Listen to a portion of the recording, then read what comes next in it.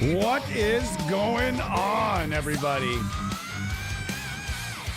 Visible orange right there, you know there has to be one.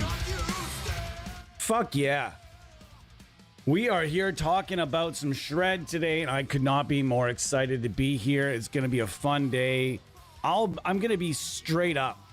Okay? I am the most transparent person you're ever going to meet when it comes to plugins, just life in general. I like being very, very transparent. And before our guests arrive, unless they're already in the building here, guys, I'm going to be straight with you guys. Super straight with you guys. I woke up today, or was it yesterday? I woke up this morning, and I saw that Devildriver had actually shared the stream info. Oh my god. Are we ready for this, guys? Are we ready for a potential, like, bunch of folks to drop in? Like, I don't know if there's going to be lots of folks or not lots of folks. Get out of here. Got cat hair flowing around everywhere just because I just stirred up everything in this environment to try to tidy up a little bit before we're, not like you guys can see my desk here, but just doing what we're doing today. We are going to make our music of the stream is going to be the majority of it is going to be Silver Talon today. A little bit. I'm not sure what the I'm not sure about Devildriver on YouTube, but I know that I'm not going to get nuked I'm definitely not going to get nuked for Silver Talon. Not to say that like anything about that, but we're going to listen to the Silver Talon album to start off the stream here, just for fun. Eddie, what's going on? Pedro, Thomas, guys, I got nerves today. I got nerves. I don't usually get nerves for streams, but I'm a bit nervous today. Little nerves. Having it's a scale up. For our guests, we've got our first two signature artist guests. It's going to be fantastic. I can't wait. What's happening, Eddie? Eduardo. And I'm very excited to be here today. Tone Talk Shredded. What is a Tone Talk? Well, if this is the first Tone Talk you're watching, I'm good for every Tone Talk. I'm going to go over it exactly what it is we do here. And when we get together, well, whenever you see a Tone Talk live stream or a video, what I'm going to be doing is learning how to specifically do one particular type of tone, whether it's a signature artist or whether it is a genre, a signature genre or anything else. It's going to be huge.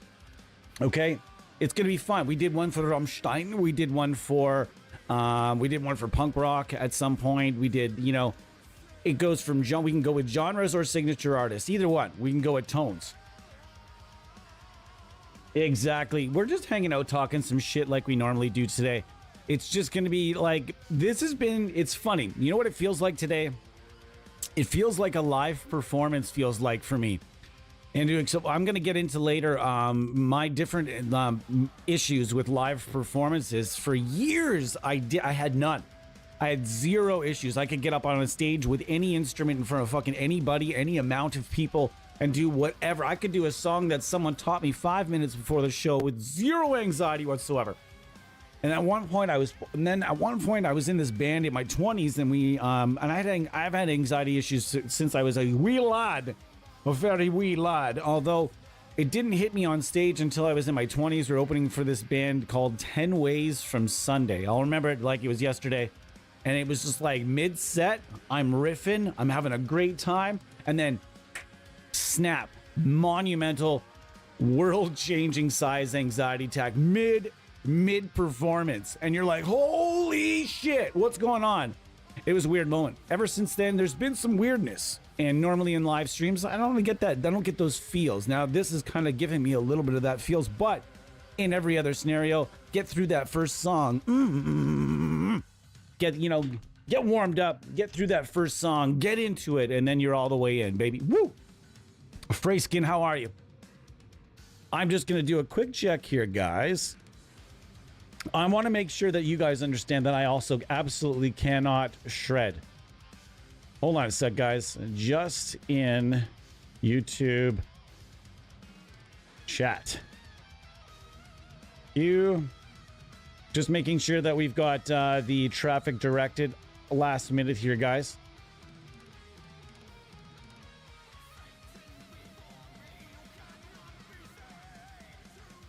And sorry, folks, in the chat. We are live. Perfect. Okay, guys, just making sure that our guests have the directions and we are all set to go. And we are live. Whoops. And okay, just making sure that we've got everybody on their way and everything's looking good. I could not be more excited about being here today. And I want to make sure, I'm going to do a disclaimer for everybody. I am not a shredder. Whoa, whoa, whoa, whoa, whoa. And I wanted to tell you guys up front that at no point, and I've been very, very transparent about this, there's never been any belief that BVH or Alex Lee would be here, you know, shredding on camera. If you guys want to go and watch them shred on camera, guys, you just need to go and do it. Go and do that. And go to their Instagram, go to their YouTube pages. We're going to be linking both of those in the description of this video after the fact. Hey, what's going on, Alex? What's going on? How are you? Just one, I'm going to mute this mic for just half a second.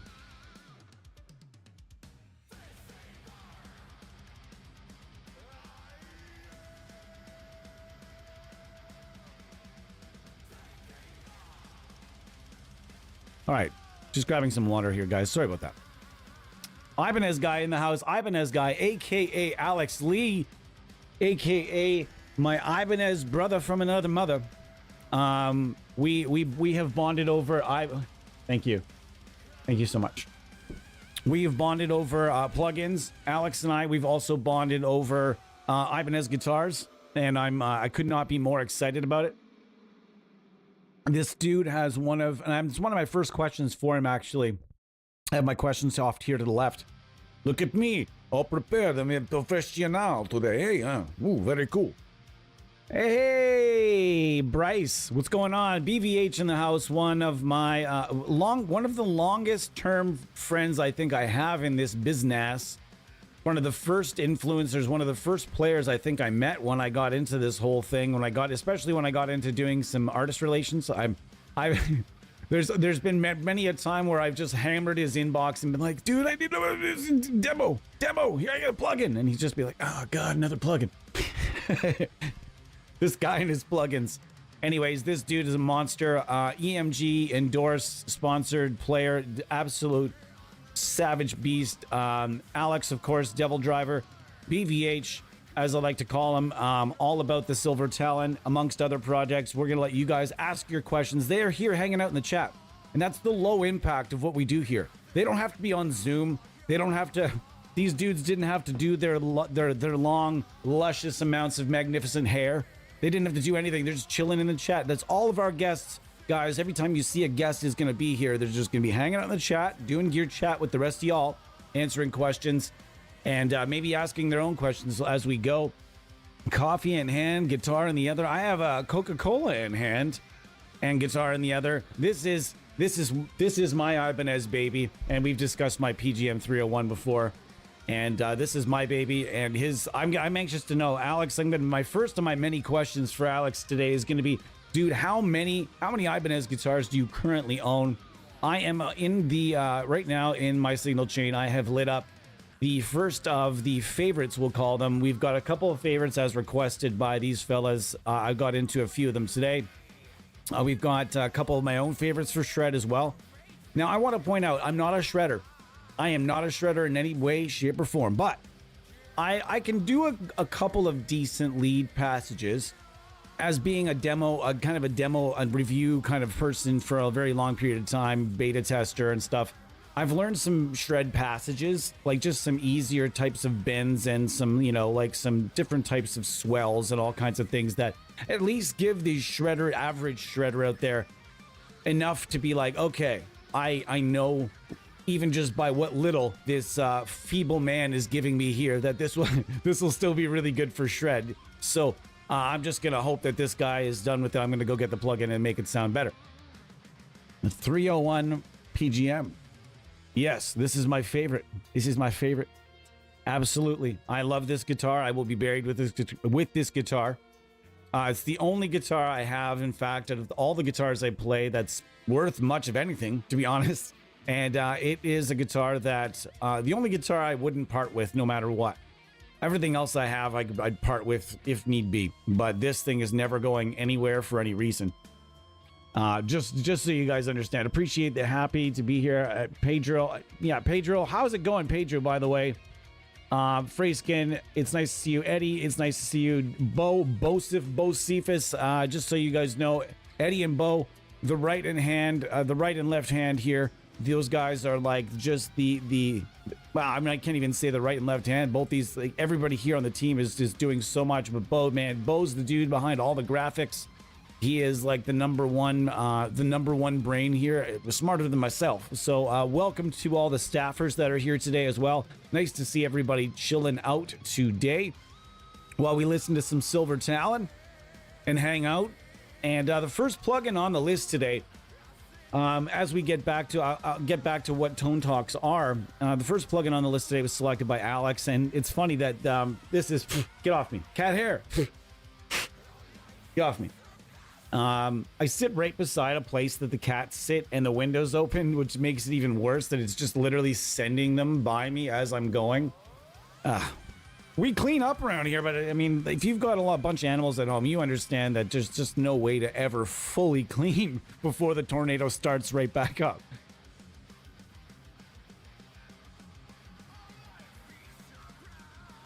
Hold on a second, I'm just reading it through. Damn, I don't even have... Hold on a second. Honest answer is maybe in the 50s. The collection is split into 2 houses. Jeez, holy smokes. All Ibanez? And I thought I think I have 10 plus Ibanez now.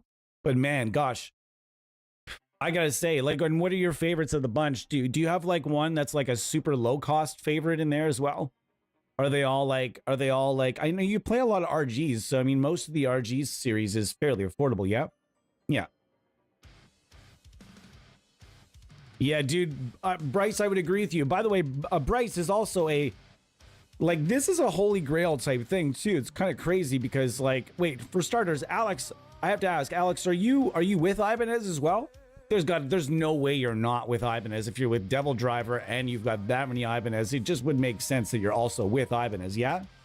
And I'm just curious if you're with Ibanez or if you just in your collection and you're collecting. First, before I get to Bryce's endorsement here, I'm curious, do you have any LA Custom Shop? And I mean, I definitely want to talk about the LA Custom Shop with you. And for those of you that are out there that are wondering what the LA Custom Shop is, Ibanez has a custom shop that is dedicated solely to their A and B level artists. And A, B, and C, essentially people that you know, the company's got to be sure about you. You know what I mean? Just not any Joe Blow. And I don't think it's open to the public or ever has been. I'm not sure about that, but I don't believe it's ever been open to the public. Not sure. I could be wrong about that.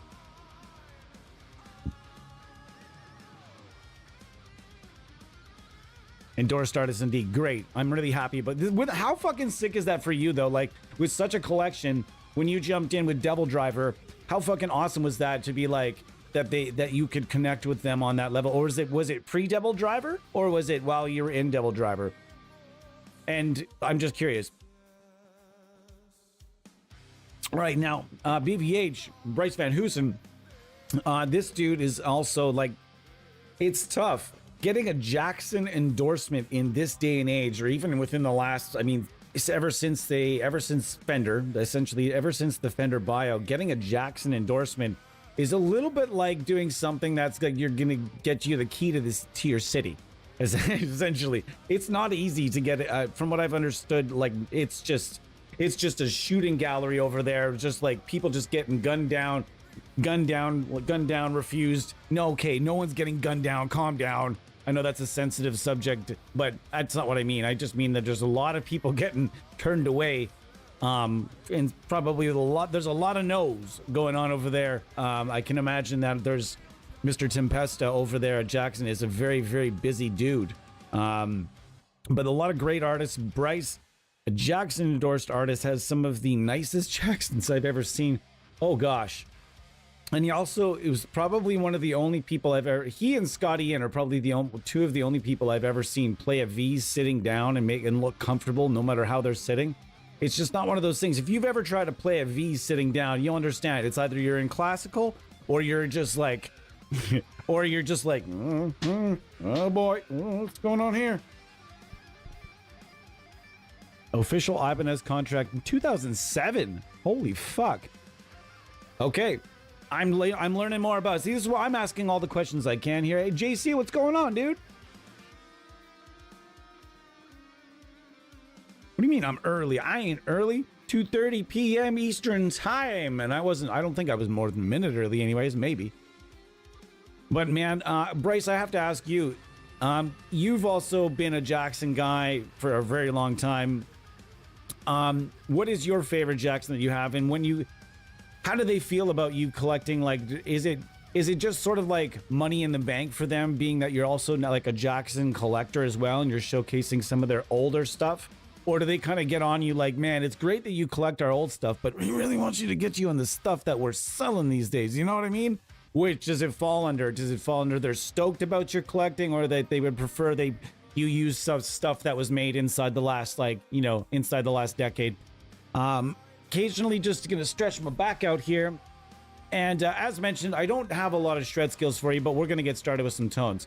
Now, another thing we do here, as mentioned, is we're gonna kind of just show you maybe even with some of the advice of these guys, what I should have done is got some of Alex's presets maybe for this bad boy here. And this, if you're looking at it, is the Nembrini Audio MP1 Pro, and it's based on the ADA MP1. Now, if you're not familiar with that unit you're probably born after the unit's prime and the unit's heyday. And the only reason I say that is because if you existed as a guitarist in the 80s, 90s, 2000, or even early 2000s, this was not a unit that you couldn't recognize. A very recognizable unit with the blue buttons and the red LEDs.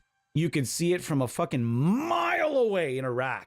You could see it literally from a mile away. You could see it. You could be in the back.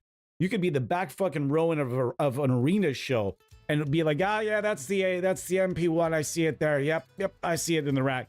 And this thing was just such an awesome unit that so many different bands employed it. Not necessarily in the studio, but a lot of bands. This was sort of like the original.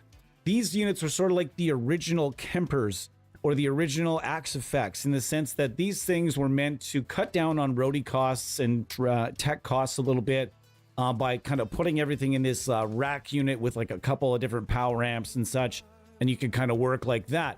And a lot of bands did it to cut down on certain things and make their rigs a little more compact, especially if they were opening. When Metallica was opening for other bands, they used this a lot. But then again, most of the bands that utilized the ADA MP1 were also paid to do so. So you never really 100%, you never really 100% know what's going on and who's using what. But these were being seen in a lot of shred racks for a very long period of time. So I'm just gonna play around with it. There's onboard effects, some fun things to use, and it's just perfect for shredding. And we're gonna see where we're at here.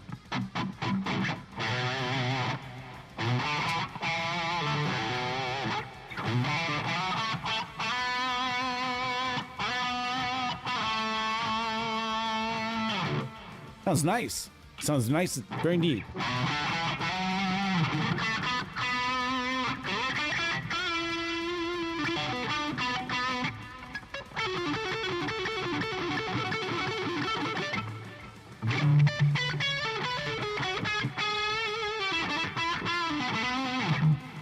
Nice.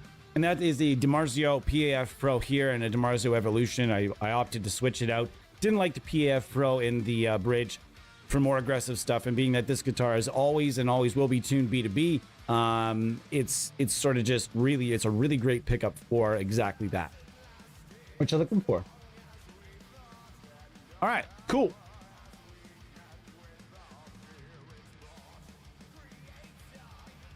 Yeah, dude, exactly. Aw, man, that's so great. My advice for people trying to get endorsements, don't worry about it. Just write 6 songs and post cool videos. Fuck yeah, dude. That's so great. That is so great. You can tell bands out there throughout the years. We've all seen that band that we just knew was using something because they were being paid. You guys understand it. You guys understand it. We all have seen it. Even if you don't know that you've seen it, now that you know about it, you're going to be thinking, yeah, there was that time I saw this guy using this thing that I didn't make sense. He's probably being paid. And he probably didn't use it for that long. And there are a lot of artists out there that have kind of just rolled their sound to kind of go along with more and more stuff that they were being paid to use. You know, contracts up, not giving me enough money. I'm switching to this. I'm switching to that. I'm switching to this. I'm switching to that. George Lynch. And if you're George Lynch, though, it wouldn't have mattered what you're using because you're still using that Soldano SLO in the back.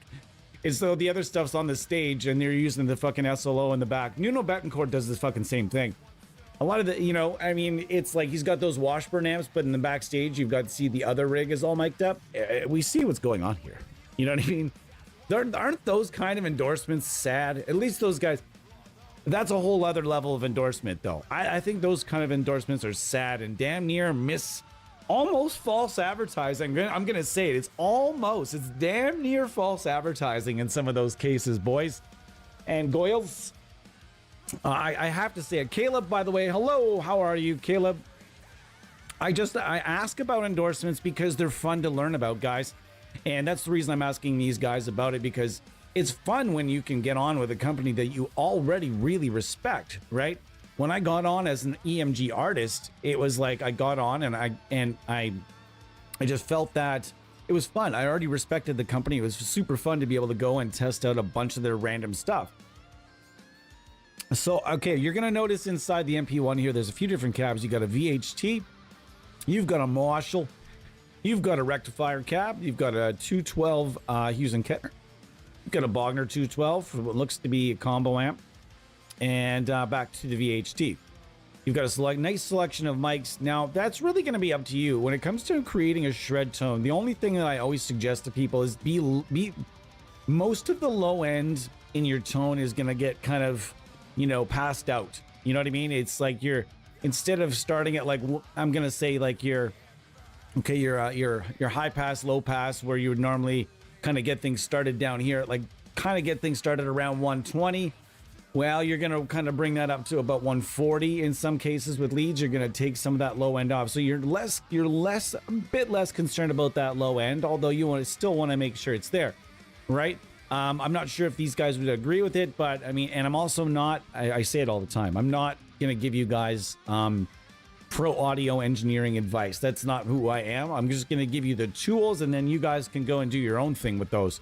I'm just here to tell you about amp sims and guitar software, bass software, and the stuff that's connected. Maybe occasionally we talk about drum software, or different components that we all use. But I'm generally, when it comes to actual pro audio advice to how to mix solos, how to make sure your solos sound good in a mix, getting a good lead tone, make sure you're doing your due diligence all over YouTube. Take in all the information you can, especially because you might end up coming across a few of these that don't make sense.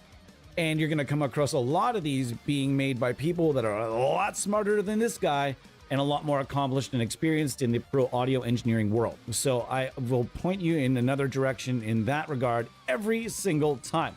When it comes to amp sims, though, guys, always come here first, because we try to be the best barometer for quality as we can be. All right. My favorite is my 2011 King V Elite. Is that the silver one, dude? That silver one's rad. What do you have for pickups in that? Caleb, it's amazing that you're here. Thank you so much for dropping in. Bryce, okay, I think they like collecting pre-fin.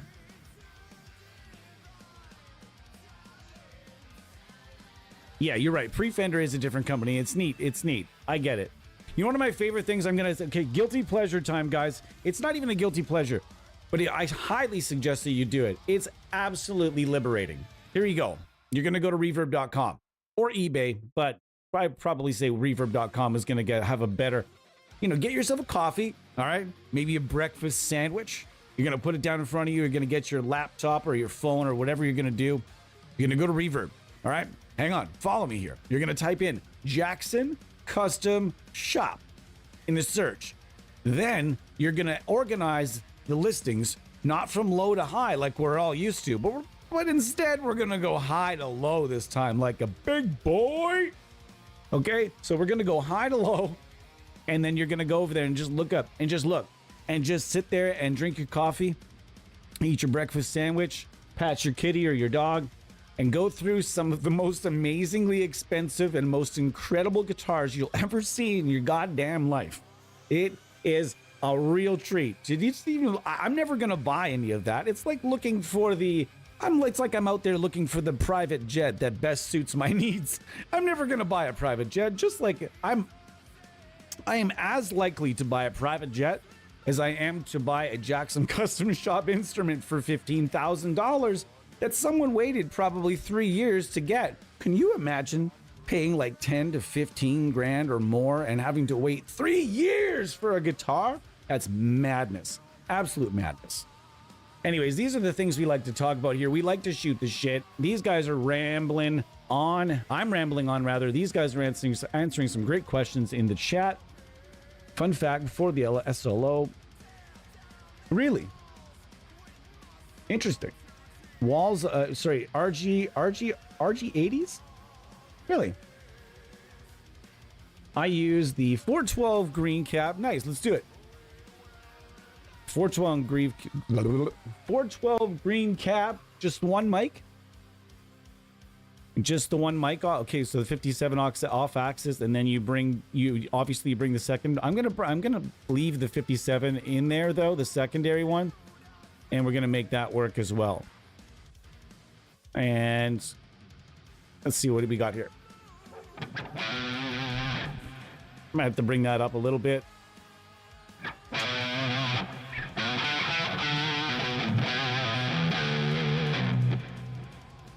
I'm gonna bring the presence back a little bit.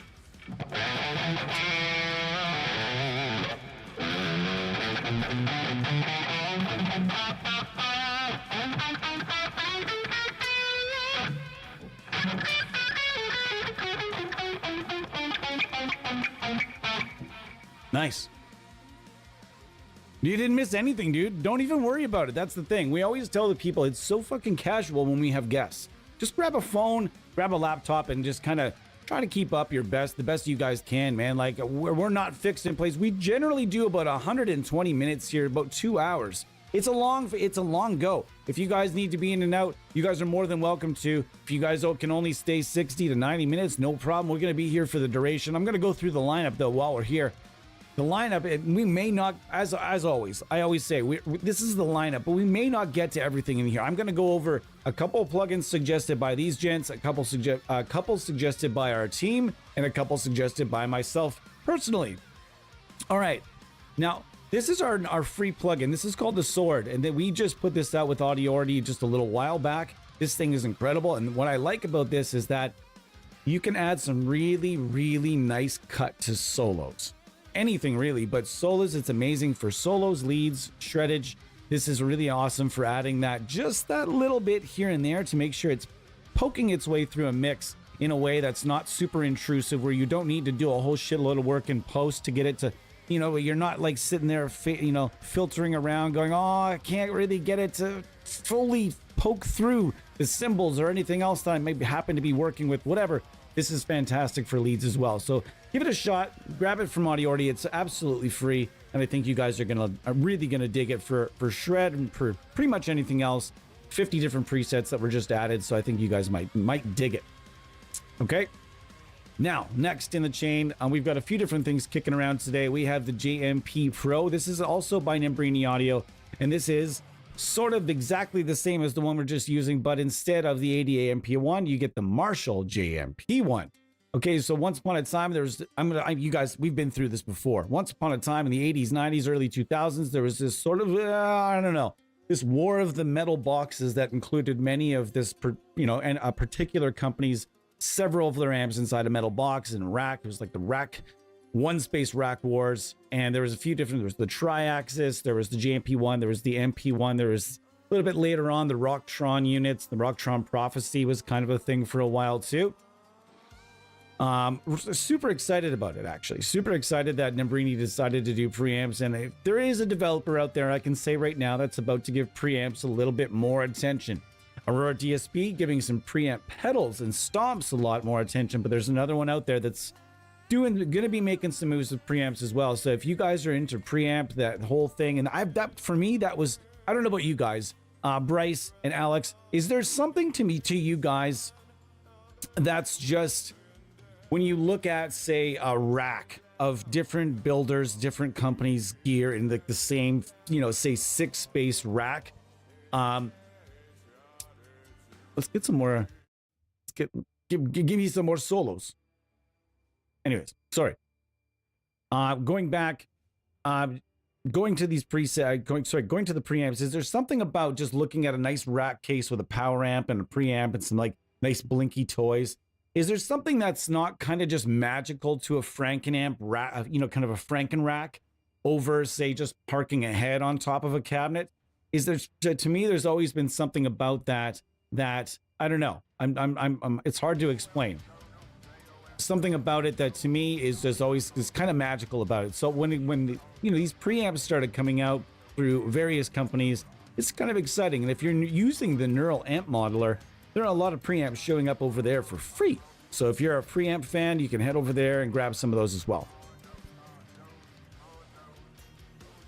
Yeah, I can get at me after that. We'll talk to Luca about that.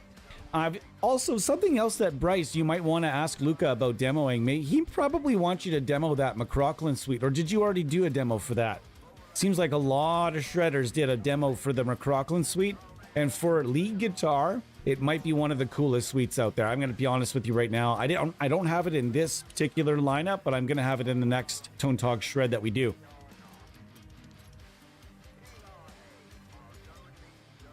Yeah, I love a nice rack. Now, keep it clean, sir.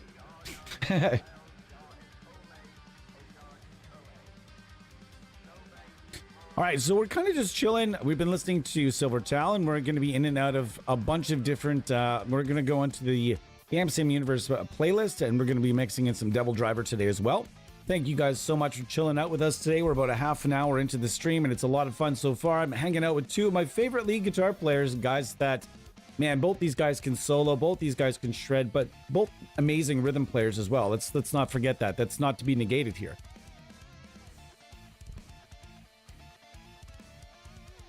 Okay, yeah. Eddie's on the PV stuff. Yeah, Alex, I'll see if I can put you in touch with Luca as well on that.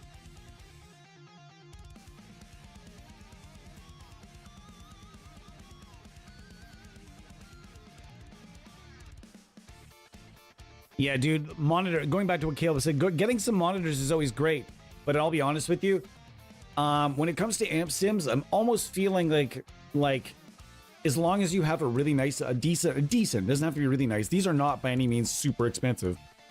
As long as you have a decent set of, in my opinion, open back headphones, I think that you're living life. You're living life okay. So I'm going back to the MP1 now. Just again, a couple of different lead passes.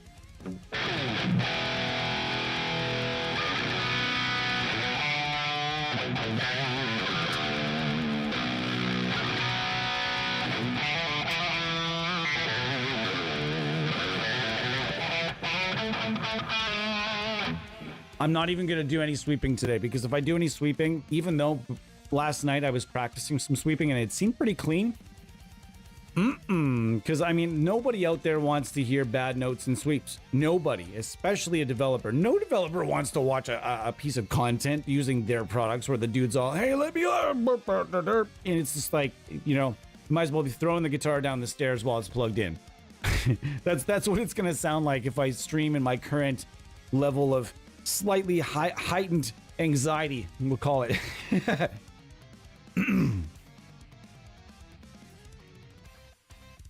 We got 10 folks in here, guys. Let's get it going.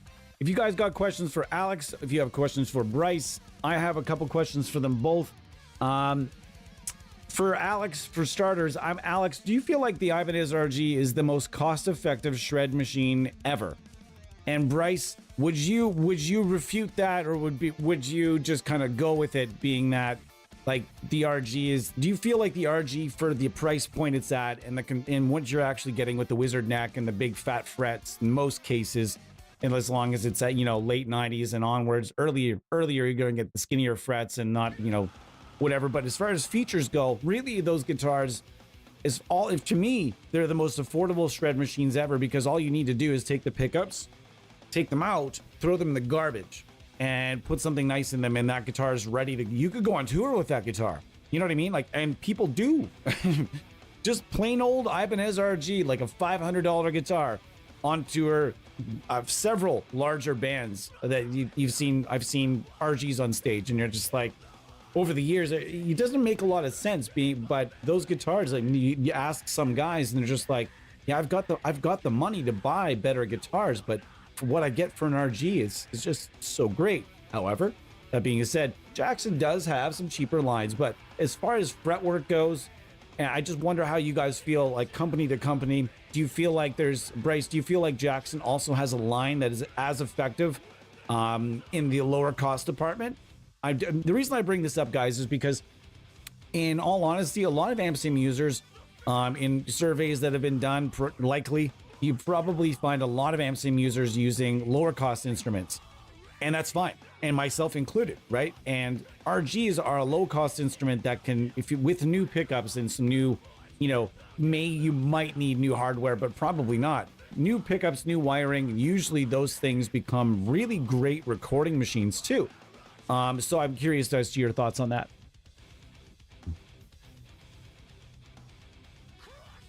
New amp developers that made amps with preset recalling.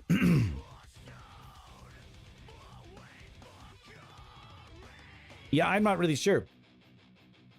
I'm so out of touch with the current analog world, but it's interesting that there are a lot of companies that are making those moves to be, and you know, maybe if it's even begrudgingly, maybe there's someone in there in the company saying, "Wow, geez, I got this really hot idea, boss. Maybe we got to get some more digital stuff in the inside of the app. That's where we're going these days." Blah. You know, like maybe there's like a guy that's just like feeding the main boss, and the main boss is like, "Well, fuck, I guess we're gonna have to do it." You know, because Diesel's done it. I think did Friedman do it too? There's a few of those amps out there now that are involving kind of weird elements of like digital tech. I know there's a Diesel amp with a load box in it, which I'll admit is pretty badass. I like that. I like that there are companies that are building like IRs into their amps. That's pretty cool, because then you don't need much, right?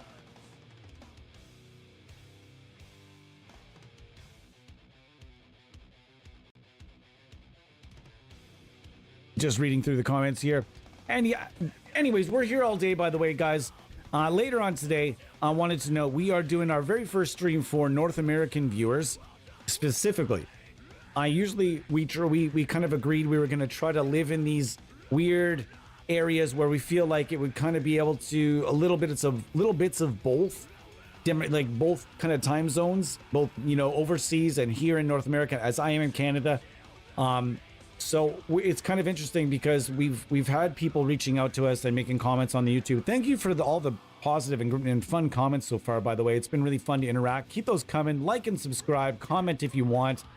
And if you're watching this after the fact and you have questions, we're always going to get to them. We're always going to get to as many comments as we can. Just be nice. Don't make it one of those like YouTube toilet zones where people just get nuked. I don't want to nuke people. That wouldn't be fun. Just make it a cool gear chat and we'll have a lot of fun. We'll chat. So, yeah. Anyways, so we're gonna get past this one, guys. This is the Nambrini Audio MP1 Pro, and this is my personal favorite, current personal favorite for anything lead guitar, solo, anything, any genre as well. Doesn't matter what it is. I've been using this for everything lead that I can, and it's been doing it. It's just crushing every little bit. And typically I don't use the onboard reverb. So guys, unless you're working in suites and standalones, you're going to be working with like probably a post chain of some sort.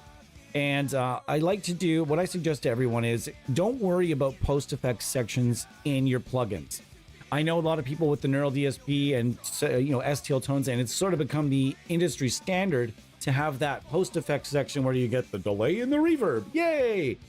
And in reality, though, if you're tracking with the plugin, you're going to have to disable those because you're going to want to put, you're going to want to put your own EQ and your own, you're going to end up having to do something a bit different. Okay.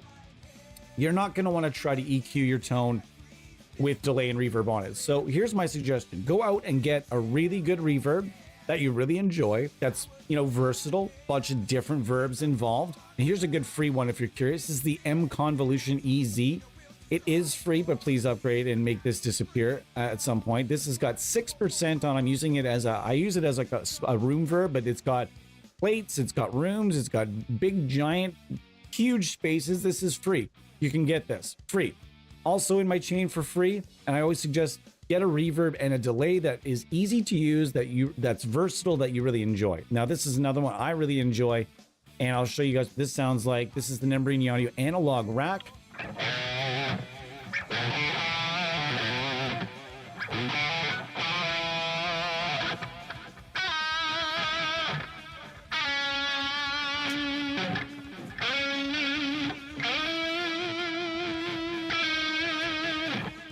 And it sounds pretty good to my ears, and this is free. You can get that, no problem. Analog Rack, Nembrini Audio, free. And I've really never wanted for a whole ton more, but anytime I do, this is not free, but when I need a little bit more, something that's a little bit more, a little bit more something, I go to the Fuse Audio Labs Bucket 500 analog delay. This is good, kind of does everything that the other one doesn't and more. It does everything that this one does too, but I typically like to live in here. And then if it's something else that I need that's a little bit more whatever, this is where I end up with that. So guys, find yourself a verb and a delay, and then really learn how to use just those ones. And you'll just bypass every post effects section you come across. You'll just hit the bypass. I strongly advise this method because it's just easier and it'll keep your tones more consistent, and you're not constantly getting to deal with these delays that are probably, in all things considered, probably just reskinned versions of another one that you bought in another plugin. That does exist, guys. I'm sorry to say it out loud, but it does exist where there are plugins and series where the post effects and the reverb and delay are probably just reskinned from just a completely different plugin that you might already own. Why not just go and get a really nice delay and a really nice reverb of some sort? It doesn't have to be worth a lot of money either. This one is not worth a ton. This is the Rotten Pool Verb from Aurora DSP. One of the neatest reverbs you'll ever find. It can do large spaces, smaller spaces. It's a lot of fun to use. Not very expensive, very unique. It's got blood. Look, there's blood that literally fills up the pool. That's pretty badass. Okay. So, also in today's chain, we've got, as mentioned, the JMP Pro. We've got the Kerry King's Signature. You're thinking, oh no, I don't want Kerry King's tone. I don't need that. That's not shred. Just chill with me on this one, okay? As selected by Bryce Vanhoosen, we have the Fortin Cali Suite, as done by Neural DSP. This thing is a monster, a shred beast of all types. And then because it's Aurora DSP month here at the AmpSam Universe, we are giving away some amazing things this month, and because of that, I am going to be showcasing the shredability of not only Rhino here, this is Rhino, and the brand new Serbies plugin from Aurora DSP in the new drive-through series that they're going to be releasing. This thing shreds aplenty, okay? So we're going to get there as we go. We're going to be chilling here for probably until about 4:30 Eastern time. Get all your questions out there. If you're in and out, that's cool. Get your questions out there for Bryce Vanhoosen and Alex Lee. If you like this format, guys, let us know how you feel about it. I really like this format. I really enjoyed it. It's very casual. It just feels like these guys are joining up in a gear chat with us. So let us know how you guys feel about it in the comments. Yeah, Kerry's tone, it is what it is, right? I mean, there is something to be said for the EMG 81 with like the PA2. There's something to be really said for that because it is nice. It's a nice tone. Even just an EMG 81 with the 18 volt mod is just such a sick fucking tone, man. It's such a sick tone. You can't say that's not a sick tone. It's his soloing ability is what it is. It fits what they're doing. I'm just saying this particular plugin here is very interesting because it doesn't necessarily sound a lot like Kerry King's tone, but it really is kind of good at its own set of skills, if you will. So we're gonna kind of see where we're at with this. All right, that's kind of crusty so far. Let's see where we get with it.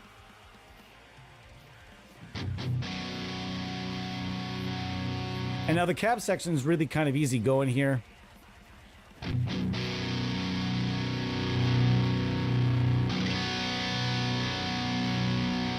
Okay, send that back where it came from.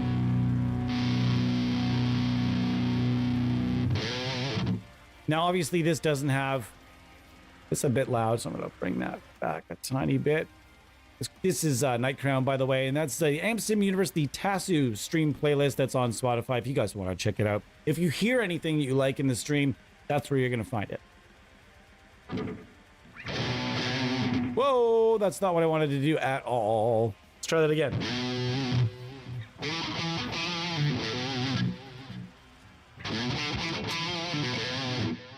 I know I've got very little lead ability here, guys. Just have to, like, you know, be gentle with me. After the burial.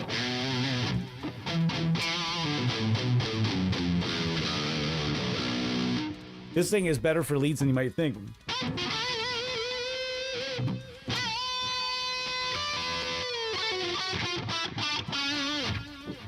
Not so bad, not so bad. So this is another one that I kind of like for leads. Every once in a while, I like bringing this in for leads and solos. I'm just talking about the stuff that I use in my own. And then Bryce brought up Soft Tube Amp Room as one of his favorites today. And this is available. If you buy the Kerry King plugin, you go and buy Amp Room, it'll actually do this neat thing where it kind of separates the plugin, the cabinet from the cab section. And one of my favorite cabinet sections to use in the entirety of Amp Room is this one right here. It's kind of does its own thing. It gives you this little kind of block, and it just makes it a cab section, which is sick because you get Terry Date setups, Kerry King Live, and then you get a custom setup here where you can kind of really blend all of your own stuff to your heart's content. I like the Terry Date setup, and there's also a few different setups though. There's setup 1, setup 2, setup 3, setup 4, setup 5. And I like to blend this inside Amp Room with all of the different amps that they have available in there. And this one is one of the best sounding cabinet sections. And it makes all the amps, especially the, what is it called again? Oh, gosh. The Vildsynth. The brand new Vildsynth amp. Not brand new, it's about a year old now, I guess. But the Vildsynth amp, it's a high gain heaven. Go check it out from SoftTube.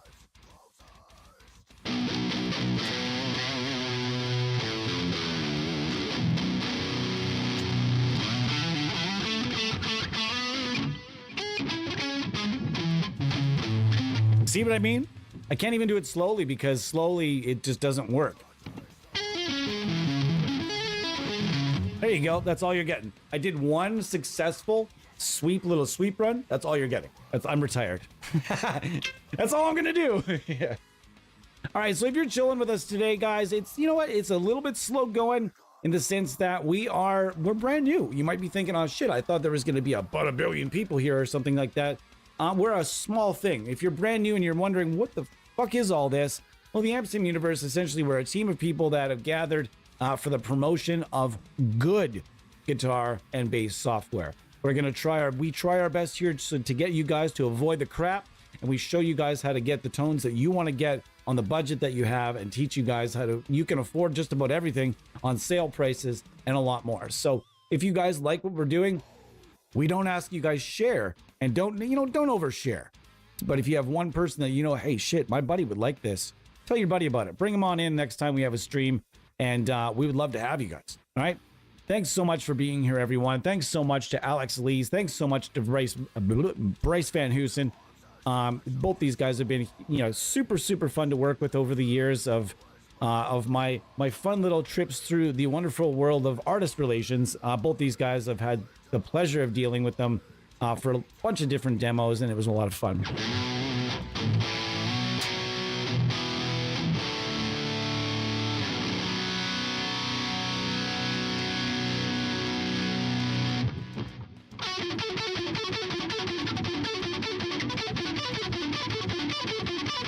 And then you can bring that assault knob up. Yep.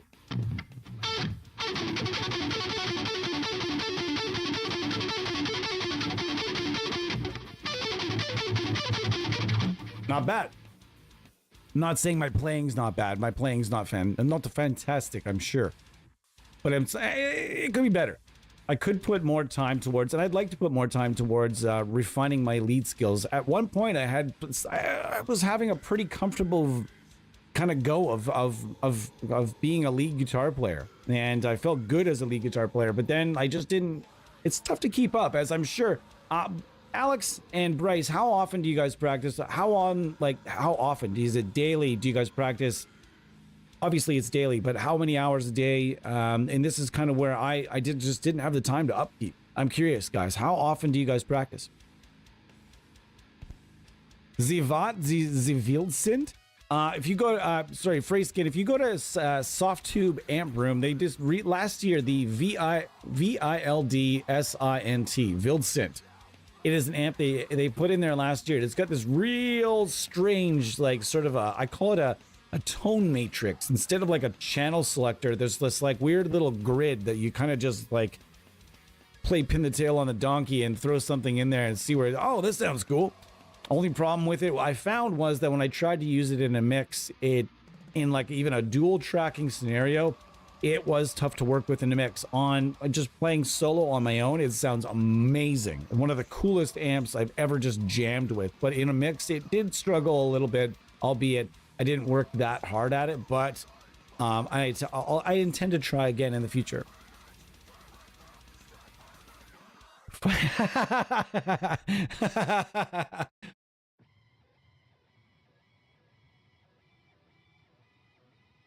Daily. At least a half an hour of actual practice. That's good though. See, for me, I play about. It really depends. Like we chat a lot in these streams. And now we chat a lot in these streams. By playing wise, though, I mean, in this case, I would be playing a lot more if we were going after rhythm tones, but we aren't really.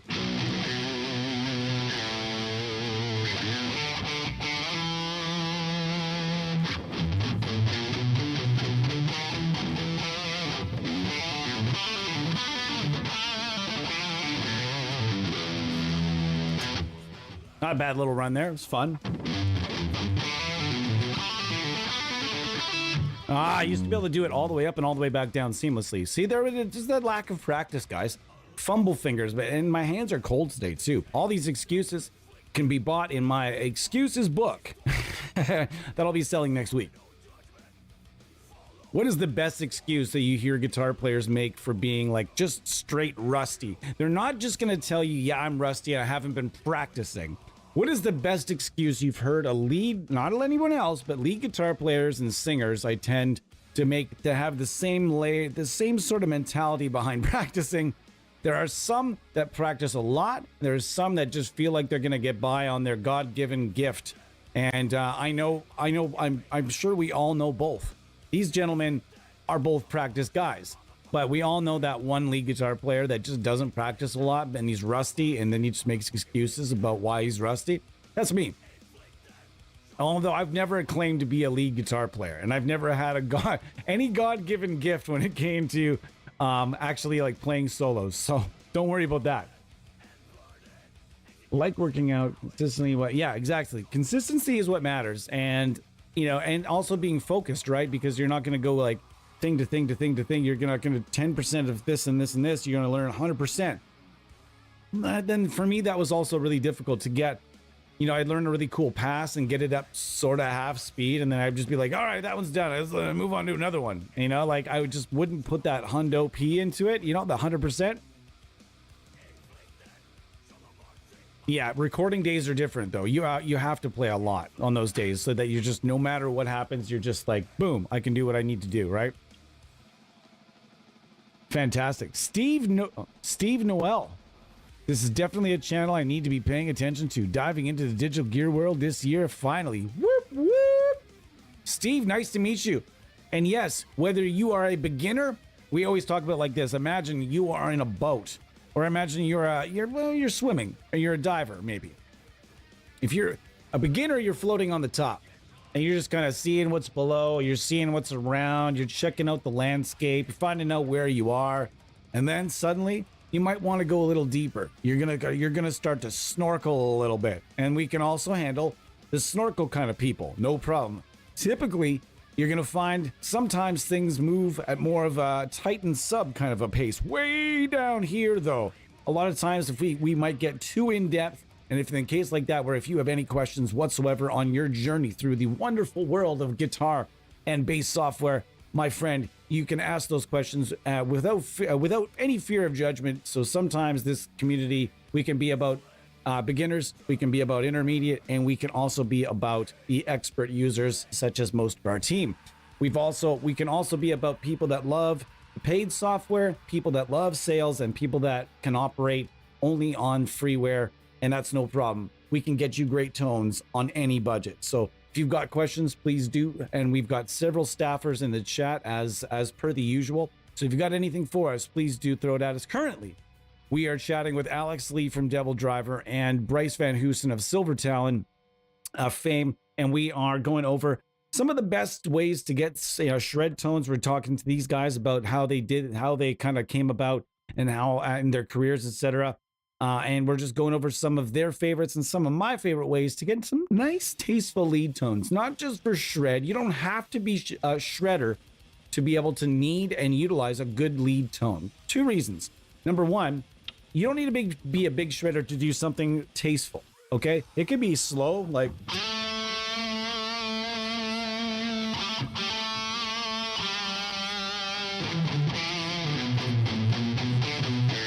You know, like when you're not doing anything super fast, you're just tastefully holding some notes. You want that you can make sure that tone is really nice for that. Or if you're the type of person like myself, that when it comes to real lead work, I like to reach for somebody that I know that shreds better than I do. So I'll typically reach to a friend and he'll record a nice pass and then send me the DI. Boop. And then I just plug it in, and then I can kind of do some mixing with it. So learning how to dial in at least a really nice lead tone is super important to your mixes, or even just for fun playing. You can't lie to me and tell me that if you're sitting there learning how to play lead and you hear this, okay, there's no delay, no reverb there at all. So.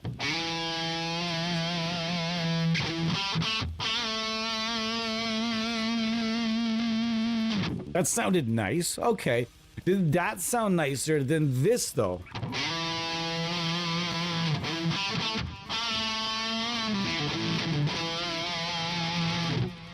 No, it doesn't. Playing lead guitar with reverb and delay on it is fun as hell.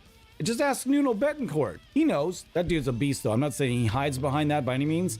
Guy that hides behind delay would be more like, I don't know, like what? Get out of here and put a muffler on your fucking shit box. Fuck's sakes. When I can hear your muffler through a window, I mean, come on.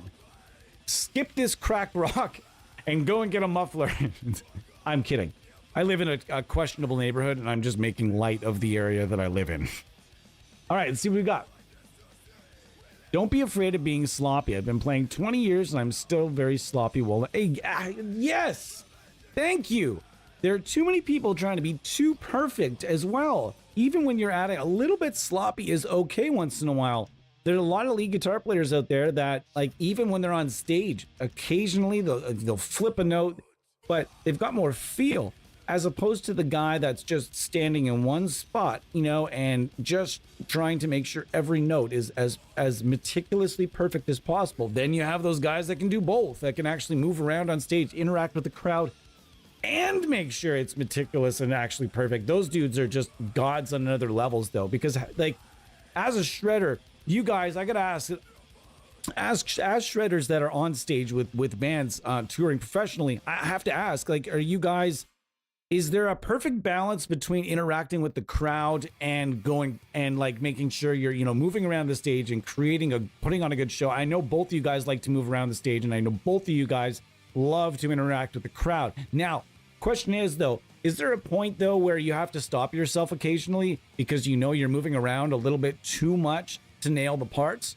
Or is it just like when those parts come, you just maybe mellow it out a little bit, shred the part, and then kind of go back to your, you know, rhythm guitar duties and moving around a bit more? How does that work? I'm curious. And sorry if I've missed anything in the chat, I'm really sorry. Yeah, nobody can argue with Sean Lane about anything. Sean Lane said something like that as well. Said something, get your hands. Yeah, you can't, anything though, anything needs to be learned at a pace. And when you exceed the pace, you start to defeat the education, in my opinion. I don't know if that makes any sense to you guys. Everything needs to be learned at a pace, and it needs to be a pace that you can't rush. But it all depends on how much you want to perfect what you're doing. Anything though, whether it's fucking racing a car or you're cooking in the kitchen, doing culinary stuff, or playing a fucking video game for all I know, like anything takes time to master. And most things, when you rush it, like I said, you're defeating the education of the whole thing. If you're trying to learn and rushing the education of the whole matter, you're not doing anything good for yourself. You're doing a disservice. You're wasting your time, in my opinion, because you're only picking up little bits and pieces. And to me, if you want to really master a skill, or even come close to mastery enough where you really have that skill, you need to put in the hours. That's just where you're at. You can't skip steps. It's classic in metal drumming. Classic. It's less classic in guitar. Maybe it is classic in guitar as well, but I've seen more with drummers that want to be metal drummers, but they skip over every fucking rudiment that you need to be a metal drummer and be like, I would like to start with blast beats. Blast beats are serious business. You know, like, and I want to learn with, just double heel toe right away. Whoa. You're skipping about 25 fucking steps with every limb. Every limb needs to be slowed down here. Hold on. I've seen metal drummers like that just try to skip over all the boring rudimentary stuff without realizing that to be able to play that fucking fast, it's all about being really, really, really good at rudimentary stuff. And also, like, when it comes to solo improvisational stuff is amazing as well. So when you learn 5 or 6 different passages and you start learning how to weave them together, all of a sudden your improvisational skills are just like boom, boom, boom, boom. And when you're jamming with people and you've got good improvisational skills, oh my gosh. And you come up with a solo that sounds like it was written by the gods themselves, and this band is looking at you like, holy shit. Meanwhile, in your brain, you're like, fuck, I pulled that right out of my ass. I literally reached into my butt and pulled that out with no effort whatsoever. And these guys are floored because of my improvisational skills. I've never been in that situation. Someone's going to have to let me know how that feels, because I've been on the other side of it, but I've never been on that side of it. So that being said, guys, we're going to move along from the Kerry King as well. Just going over little bits and pieces here of what these plugins can do. And yes, there are a lot of things that are great for Shred that I don't have in the list right now. Great things for lead. I'm sure you guys have been recommending stuff in the chat, and I do appreciate that. And we're going to have more than one of these. These are not one-offs. Just because we hit things once, we might only hit an artist once, but as far as genres go, we're going to be hitting genres multiple times with multiple products and multiple different guests, hopefully. One of our next guests, I'm hoping to lock down Marco Turvanen, the recent birthday. Happy birthday to Marco, by the way. And yeah, we're listening to some Balkan ska during a shred stream. Wonderful. All right. We're going to have Marco Turvanen in here for Tone Talk Thrash. But with being that we just did a thrash kind of thing with EMG, we're going to wait a little bit ways to do it. And then we're going to be having a talk with the Crowns, Marco Turvanen. We have a bunch of different guests that I cannot wait to announce for you guys. And man, and as mentioned tonight, we are going to be going on at 9 p.m. With a Doom Tomb. That is basically all Doom for about an hour and a half, 2 hours. We're going to make filthy sounds and show the Doomers out there. The whole goal here is to show the Doom crowd that doesn't really acknowledge plugins that these things can be handy for your creativity. All right. So moving along, we're going to go to the Fort and Cali suite. I'm going to turn off my delay because this has one that I can just kind of acknowledge for the time being that I'm not really doing much right now. Okay, we can turn on our delay and can start figuring out a delay here. It's almost where I would like to put it already. I don't want the ping pong though. That's not bad as it is. Like, it's...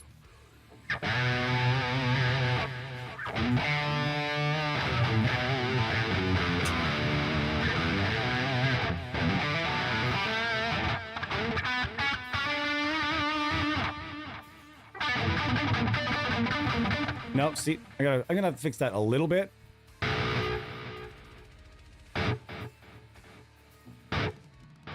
Nope. Maybe that'll be it. All right, so if you've never used the Neural DSP, Fort and Cali Sweep before, this is essentially a kind of a souped up Marshall of sorts. Sort of, with a bunch of classic mods. One of them is kind of based on, I think maybe one or two of the mods are classic Jose Arredondo mods, if I'm not mistaken, and utilized by, of course, by Mike Fortin. And Fortin got started, if I'm not mistaken, modifying Marshalls and other amps. Canadian company, great Canadian company. Now we're going to kind of just mess around with this a little bit. Now they're thinking 3 channels that they've separated. Basically just for, you know, for user convenience, because some of the settings are very small and there have to be a lot of push pull, this and that. So we've got the clean. You have the OD2, which usually when you hear OD2 usually means it's the more overdriven channel, but it's not. It's the lesser. It's the more of the crunch channel. And then the OD1, which is the kind of the guts. So I'm gonna make what I think might sound kind of cool here, and we'll see where we end up. Nope. Nope.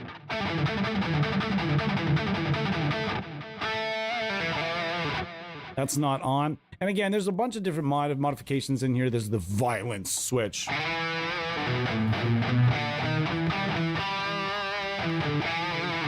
As far as the amount of gain you guys are using, it really depends on you. All right, let me go through the comments here, and then we are going to take our halfway break. As you guys know, if you guys have ever seen one of our streams before, we usually end up in here for about 2 hours. We know that our guests may or may not be able to stay that long today, but usually halfway through, I'd like to just take a quick break, stretch my legs, stretch my back, and, you know, potentially a tiny bit of herbal enhancement. And it's going to be a nice day today. I'm very, very excited to be here with each and every one of you guys. Thank you so much to Alex and Devildriver for sharing, by the way, as well as Bryce and Silver Talon for sharing everything. It's awesome because, man, I wasn't really sure how this was going to turn out. Got a wee bit concerned, and then we weren't really sure if the time was going to work for everyone, and then it kind of did, and everything worked out for the better. All right, next. So while I'm gone, I have a question. I actually have some more questions. For Alex, I heard a rumor that Des Fafara he uses a lot of plugins. Is this true or false?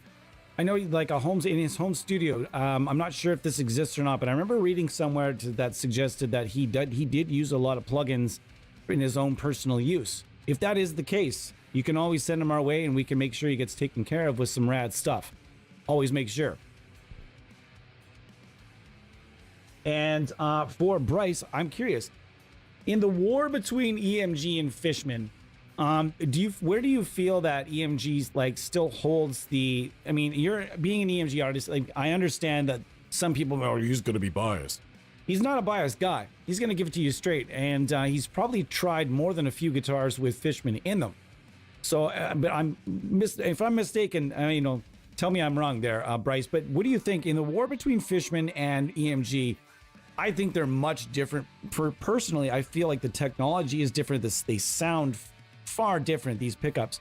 And where do you still feel like a lot of people feel that Fishman has gained a lot of ground on or overtaken a lot of territory that EMG once held? Where do you feel that EMG still holds the truest and the most loyalty, and where do they still hold a lot of territory? And where do you feel like Fishman are just as good for like the shred component, because EMG, of course, are known for a lot of different shredders have been known to use EMG over the years. So that's my question for you. I will be back in 3 minutes. Thank you so much for hanging out with us today on this fine Saturday for 120 minutes. I'll be back in 3 minutes, and then pardon me, we'll be going over a few more of these favorites. as well as some of my own personal favorites. And then we're going to get to a few more questions. In the meantime, while I'm gone, feel free, guys, get all your questions out for these fellas because they're having a good time today. We're all sitting around having a nice gear chat. Ask them about their guitars. Ask them about their band. For Alex, my question for you actually is, can you tell me about the process of how, I'm not sure if you covered it already or if somebody asked. I have to kind of look back when I get back here. But if you don't mind, tell me what is the process of joining Devildriver? I'm curious.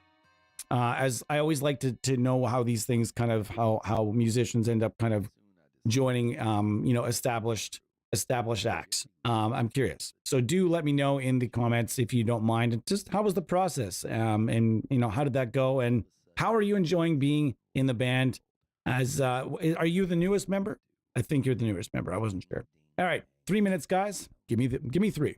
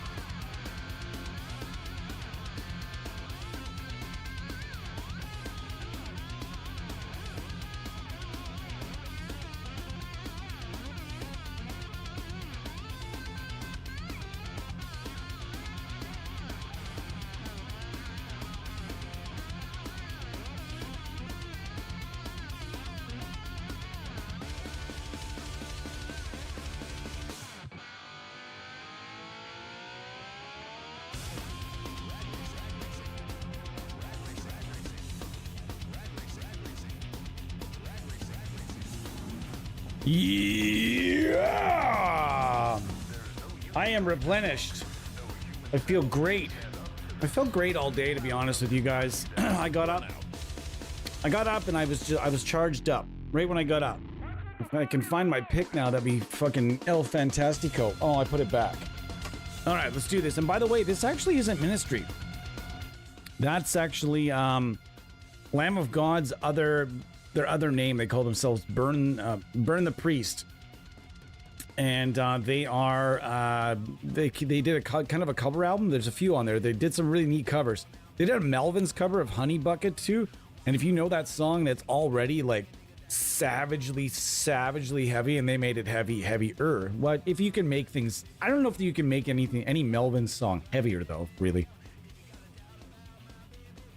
I bet you guys didn't show up for a Shred stream thinking you were going to hear about the Melvins. As far as my own personal resume with Shred, I've been interested in Shred since I was in my early teens. I remember the first time I heard Yngwie Malmsteen's Rising Force. And I remember the first time I heard it thinking, holy shit, what am I listening to right now? It was like nothing I'd ever heard in my entire life. At that point, keep in mind, at that point, you couldn't take an egg, walk out your front door, and throw an egg in any direction and probably come across, you're probably going to hit some sort of influencer that sweeps like Yngwie Malmsteen. There's just so many people that are so good at sweeping right now. But at the time, I want you guys to focus and think about it for a second. There was nobody that sweeped. Nobody was doing sweeping. Nobody at that time. Maybe arguably Deep Purple and Rainbow had some sweepy type things and neoclassical type stuff happening. But that was the first that I heard. Then 2 words changed it all. 2 words. Can you guys guess what those words are? Anybody want to guess what the 2 words that changed everything for me were with Shred? 2 words. Shrapnel Records. I found out about Shrapnel Records, and that was it. Yeah, I heard Tony McAlpine. You'd heard just like that long list of like guys that played over there, and it wasn't, a lot of it wasn't the most fun music to listen to, but you were just like constantly in a state of holy shit, this person's doing it on a guitar. I mean, let's be honest, we've all been. Anyway, Eddie Van Halen blew all of our minds at one point, and then there was just like I didn't really think anything that existed could exist above that. You know what I mean? And then so somebody took it, kept taking it up and up and up. Now, unfortunately, I think Shred peaked and hit a ceiling, and now I think it needs to kind of come back down, and it's kind of just, it's sort of the cream is rising to the top. The best shredders are starting to kind of just live up here, and everybody's really starting to know who they are and setting themselves apart from the players that are just amazing, but not quite as amazing. You know, it's tough. It's a tough world out there for shredders on Instagram, social media. It's a tough universe out there right now. The same with all of them, though. Hold on, I'm trying to catch up here, guys. Let me catch up.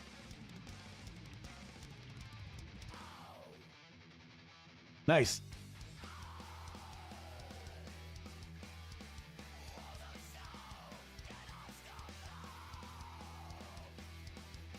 Nice chat going here. Clouds over count.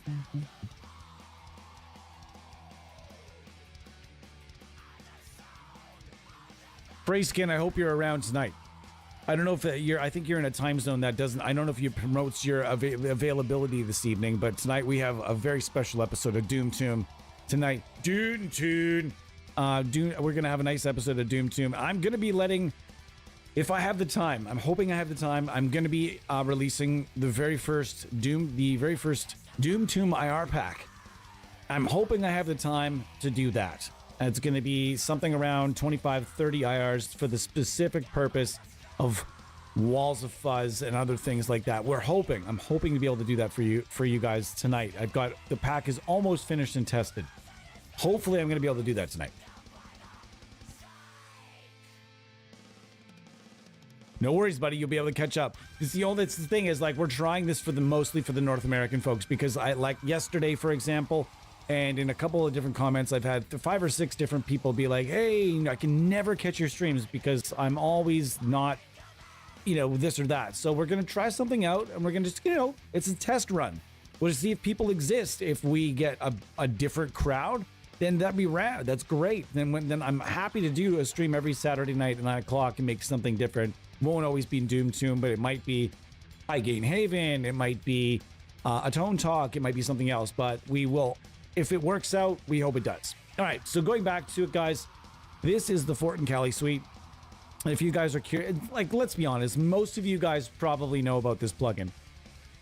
All right, so in the pre-effects, this is where I really do enjoy the grind pedal. The grind pedal is really nice for solos and leads and things of that sort. Also, I think there's way too much gain happening right. We're gonna wheel this back and see where we're at.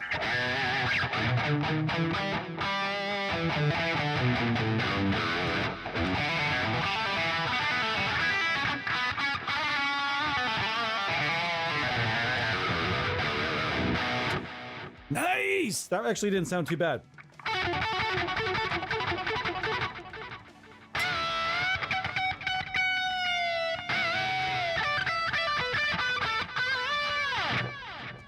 I'm definitely gonna have to tune after that. Man, this is just eating batteries. This Fishman tuner is bright. I really like the way it looks, and it's really accurate. But and I use mostly low-cost batteries. So I use like the no-namers. So really, like one battery is sort of like a half or maybe like 40% of a regular battery. But man, it's like when I put a battery in this, it receives it like this. Come on. And the battery's all like, no, I don't want to go in there. Ah. It's like if you know the batteries I'm talking about, like the tuner batteries, they're probably not meant to be just absolutely hammered right away, but this tuner will take those batteries to Pound Town. Don't really care. It's still a rad battery. It's still a rad tuner though. And I hate software tuners. I just hate them. Clickety click, click, click, click, click, click, mute, tune, tune, tune. Click, click, click, click, click. I've got no time for all these clicks. There's so too many clicks. Leave me alone. So I'm just hanging out with you guys today. Having a lot of fun as per the usual. This is it's gonna be a lot of fun, and this is our first artist. Is this our first time that we've had an artist in here? Typically we just have developers in here. Oh, sorry, buddy. There you go. There you go, Sam. Sam needed help again. And for those of you that don't know who Sam is, we've got a blind cat around here, and he doesn't want for much, but occasionally he needs a little help getting to the window where he likes to chill out. And you're like, what? A blind cat likes to sit in the window? Absolutely. He's a very strange little man. And I hope. Cool, listening to some Psychroptic in the background. Man, these guys are unbelievable. What do you guys think of Psychroptic? Like this riff right here. Here we go. Check this riff out.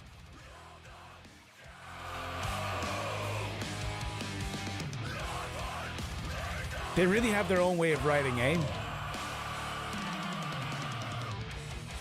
This riff right here.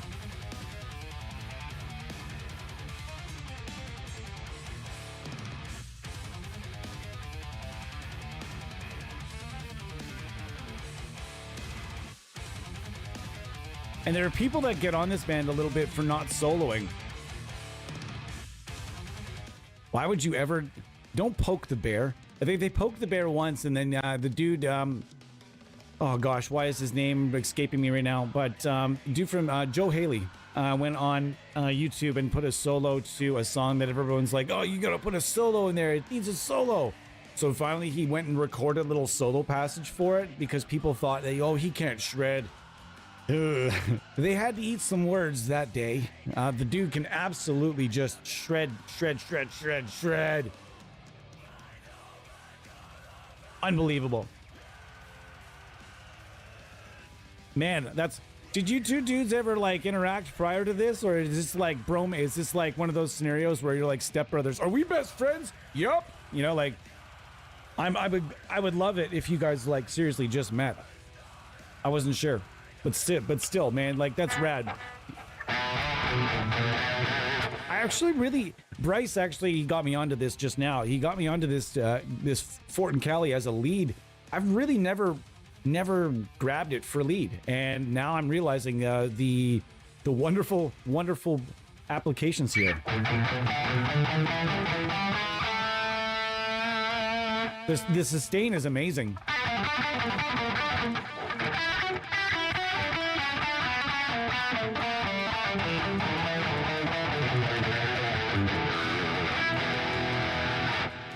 Nice. Man, I'm having a great time. I'm just having such a great day today. It's going to be a nice long day today of all kinds of things happening around here. I've got all kinds of things to do. I want to make sure this IR pack is good for potentially a stream later. I'd like to put that up. I'd like to do some more testing on NAM Universal today. I've got some work we're doing. We're trying to put together a potential paid plugin for next year. And we're going to start the development on that at some point. I mean, lots of things going on today that I want to do with my free time. But I'm so happy to be here with you guys, just kind of chilling out, talking about Shred. Tell me in the comments, who are some of your favorite Shredders? For me, my favorite Shredder, maybe all time, and I can't say that I can guarantee he's going to be here. But I'm trying to get Dave Davidson to drop in and chat with us at some point. And Dave Davidson from Revocation is probably one of my favorite Shredders all time. New or old, one of my all-time favorites. The guy is just an absolute beast, super nice, humble guy, and he's one of my all-timey McTime favorites. In fact, I want to make sure this is on shuffle still. Sorry, fellas. All right, cool. Brandon Ellis, nice. Brandon Ellis, that's nice guy. I had the pleasure of chatting with him. I had the pleasure of chatting with Brandon Ellis. I can't really exactly say for sure. He's interested in plugins. That's why I'm trying to think of how I could put this in a way that wouldn't violate any NDAs or anything like that. But he's a nice guy, and he likes to talk a little bit about plugins, and he does enjoy amp sims. So just if you're wondering which players out there really enjoy amp sims and which don't, I know for a fact that Brandon Ellis is an amp sim lover.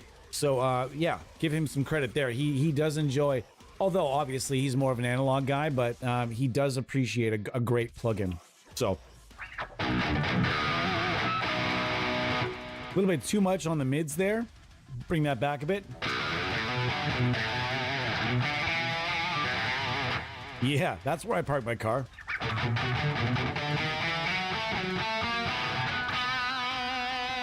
Wow, thank you so much, dude.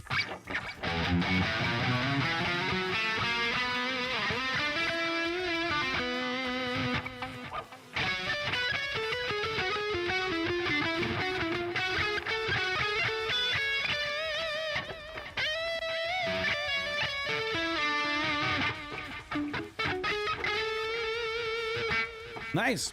And it does sound really great here.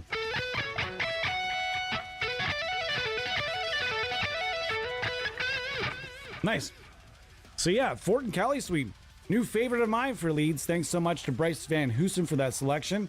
Very much appreciated. We're going to get into Rhino and Serbies on the last half hour here. Guys, thank you so much for joining us. I really appreciate it once again. Alex Lee from Devildriver and Bryce Vanhoosen from Silver Talon. Two amazing bands that sound nothing like each other whatsoever. Not one little bit like each other, but yet they both feature two guys that can absolutely shred the shit out of the entire fucking building. And I would imagine that's probably a good reason to have guys like that in your band. I once upon a time was in a few different metal bands as a singer. I also played in a metal band as a drummer. I also played in a metal band as a bass player. And all of the bands I was ever in, I was blessed to work with a couple of different friends, local friends here. One of them, his name is Phil, and he's going to start joining us. I asked him last minute for this, if he wanted to join us, because he is a fucking legit shredder. I actually was never really thought about, okay, why don't, instead of something, next time we do something like this, because I can't shred for fucking shit at all, I'm going to set up a second microphone, and I'm gonna set up Phil here, and Phil's gonna sit beside me, and I'm gonna do the talking, and Phil's gonna do the shredding.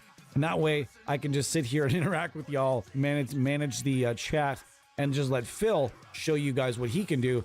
Also, my friend Matt might be stopping by, and my friend Kurt might be stopping by, and we might do something along those lines. So that's kind of exciting for me, because to have a couple friends over to really showcase things.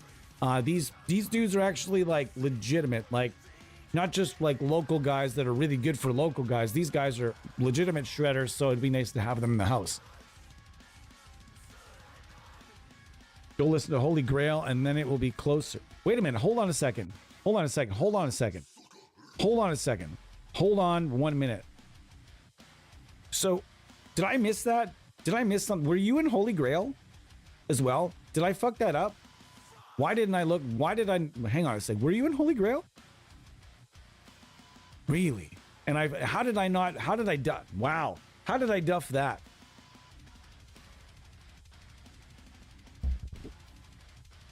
Or did I screw that up?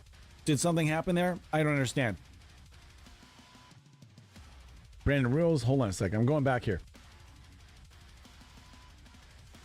You guys toured together back in 2016. Shit, holy fuck. I'm just learning about this stuff now.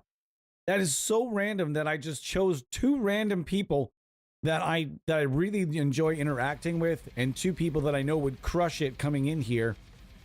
And you guys just happen to know each other. That's fucking great. I love it. I absolutely love it. And you know what? You guys are welcome to come back anytime. I hope you guys will join us at another point in time for sure. Listening to a lot of Extreme lately. I was just listening to He-Man Woman Hater last night because I want to learn that. You know what I said to myself? Occasionally I get so baked that I start listening to riffs and I go, and I have this confidence now that riffs that I could never play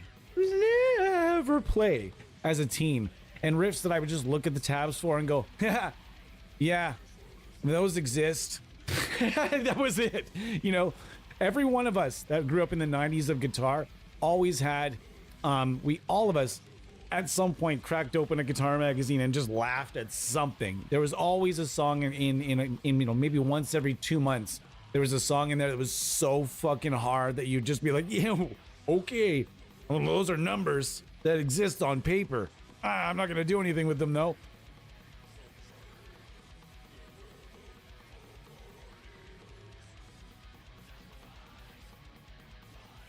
Anyways. Sorry, my phone did something strange. I'm monitoring my comments on my phone.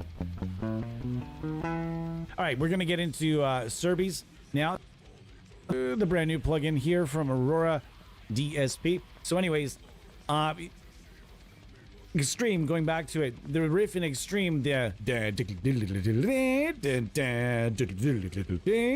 know, that riff, I said that the other night, like occasionally I have this like, I'm a king of the castle moment. Like my experience on guitar has actually afforded me the ability to learn some stuff that in my youth I could never have learned. So it's nice to have this experience now, but occasionally I get baked and get that little bit too much confidence in that frame of mind and go, I could learn that. And then I'll grab a guitar and I get completely defeated immediately. And that was one of those moments where I tried to learn the main riff in He-Man Woman Hater. All right, I'm going to show you guys. Just curious. This is a band I was in. If you guys want to hear a little bit of shred, this is a friend of mine. The only shred I can add to here for you.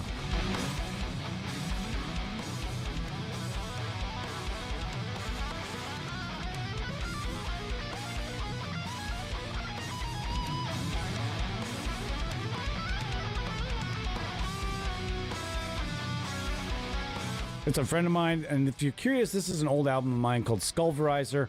This is on The Hell We Witness, and you guys can check that out. It's old. I don't care if you don't like it. It's not mixed well, but the solos are kind of fun.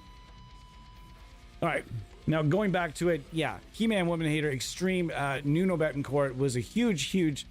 I mean, who didn't listen to Flight of the Wounded Bumblebee and just, it baffled everyone. And then you figured out he was doing it with delay, and everyone's like, yeah, well, he's doing that with delay. And then we're like, show me. If it's so easy and he's just doing it with delay, Show me the flight of the wounded bumblebee, sir. I'll sit and I'll wait. I'll wait. You don't have a delay pedal? Here you go. Here's the delay pedal. Oh, I have one for you. I'll wait. Oh, it's so easy though because he's doing it with delay. I'll wait. You know what I mean? Like it wasn't fucking easy. It was not an easy song, and it's not an easy song even with delay. I know because I've tried thinking maybe there was a way that I could somehow fumble my way through even like a brief passage of that song. No, wasn't gonna happen.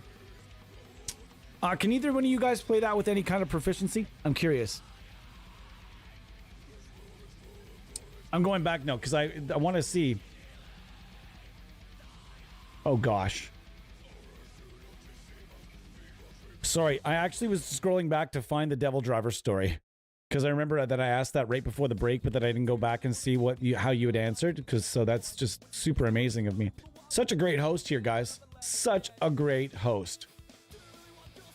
Hold on, let me go back. Here we go. Yes, here it is.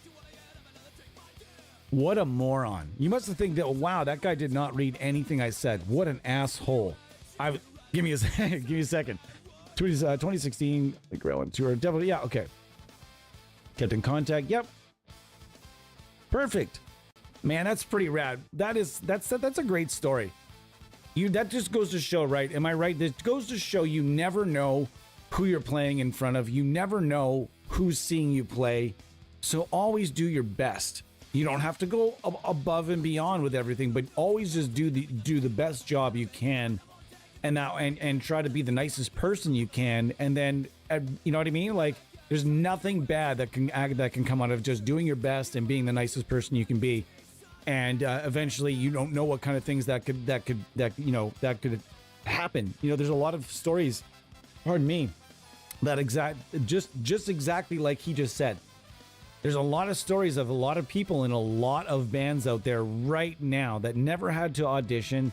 They were just called and offered a job because they toured with that band or they were friends with that band, and they were just, they meshed well and they played well and they did their, when a band is thinking about hiring someone and you come to mind, it's because you seem like a trustworthy, reliable, fun individual. No one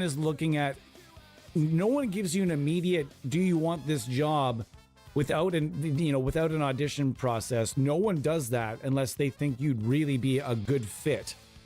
And to be a good fit on paper, you need to be trustworthy. You need to be a nice person. You need to be working hard. You need to be on time. You need to be punctual. You need to do all kinds of different things that you need to be. And if these people, who you never know who's going to see that. So that's great advice. And that's really rad. It's that little story that tells people so much. Tells people so much. Okay, let me go back here. Sorry about that. Yes, Kiko, Timu, Megadeth, absolutely. Although, do you guys ever feel, okay, this is actually a really good room for this. Great room for this. I'm excited for this question now. I'm curious, guys.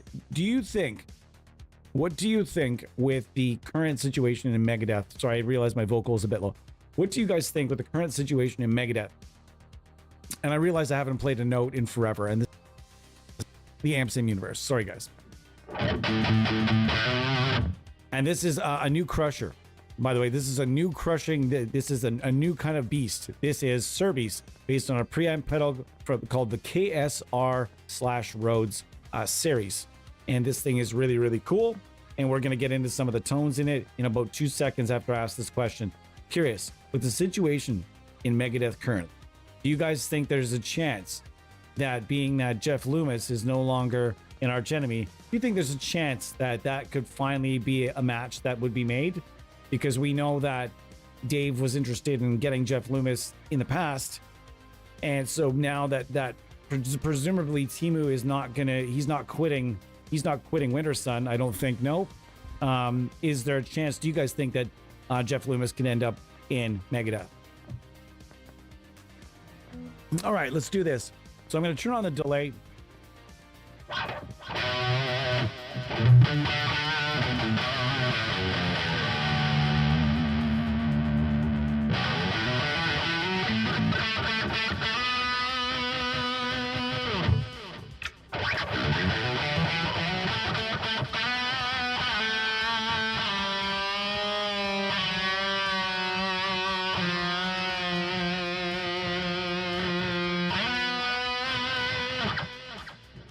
Nice. This thing is, I knew it would be good for a lead the second that I started using it, and felt those nice mid qualities. There's also some nice bright features and nice tone shaping abilities that's on here, that are in here. There's also a kind of a solid state power section in that there isn't one. It kind of goes from the preamp straight to the cabinet, but in the plugin world, we don't need much of anything like that. And that, at least that's the way it's, I'm kind of learning about this.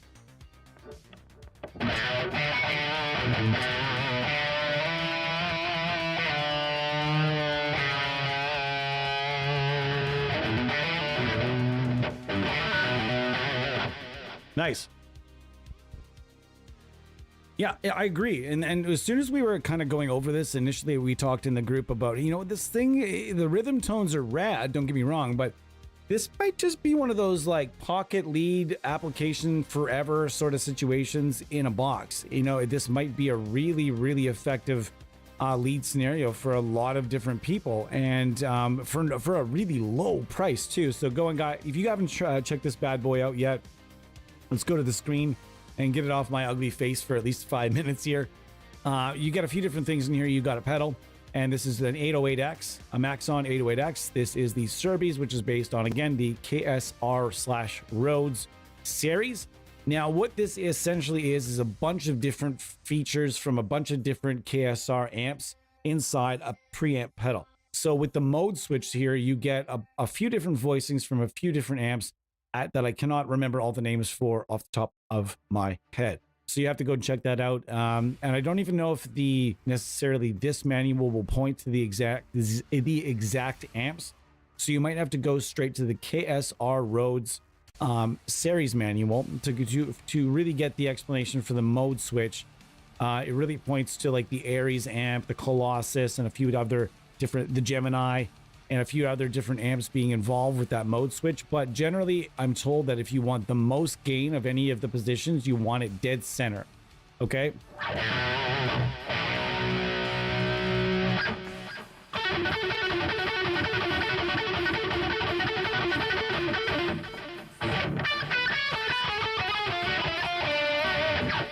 Man, this sounds really good for lead. Now that I haven't actually had the opportunity to try it for lead yet. I'm just having the chance right now. This is like first impressions. I had this feeling it was going to be really great for lead, but obviously you don't know until you try, and I'm trying and I enjoy it. Let's turn off the booster, McBoosterton. I also want to go into the cab section and let you guys know you can kind of go and grab a 57 at any point in time. And you could do the whole Fredman thing if you want, and go with 257s and switch one of them to like 45. And I don't know exactly, but we'll try that.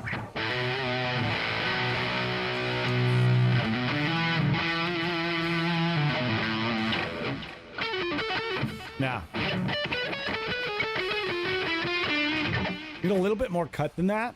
So I'm going to bring this over here a bit more. Now I'm going to bring that more in the middle.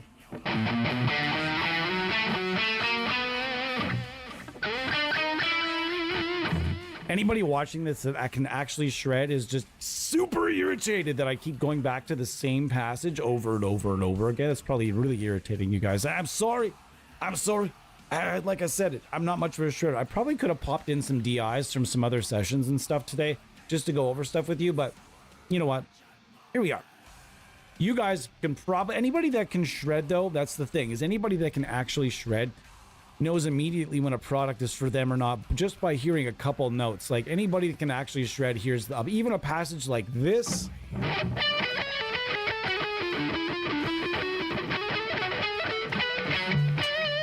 Something like that, you guys know that if you play that a lot faster, probably it's still going to sound good.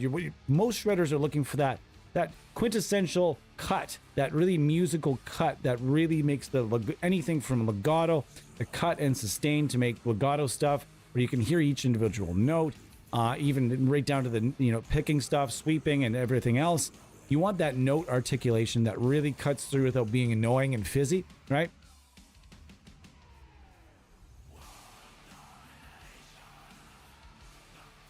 All right, guys, we are rolling back to the last 15 minutes. Thank you so very much for Alex Lee from Devildriver and Bryce Vanhoosen from Silver Talon for being with us today.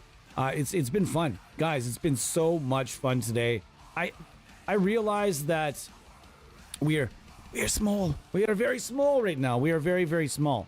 But I can tell you right now that we're getting there. We're going up, and it's help like this that we appreciate. Thank you so much to all the developers that have come to our rescue and been amazing supporters so we can do these contests every month for the next calendar year is what we're doing. Then after that, we're going to slow it down to about 3 contests a year or so, just so that there's not so much promotion and so much that we have to kind of wire in. And plus, we're not asking for so much all the time, right? We do appreciate each and every developer.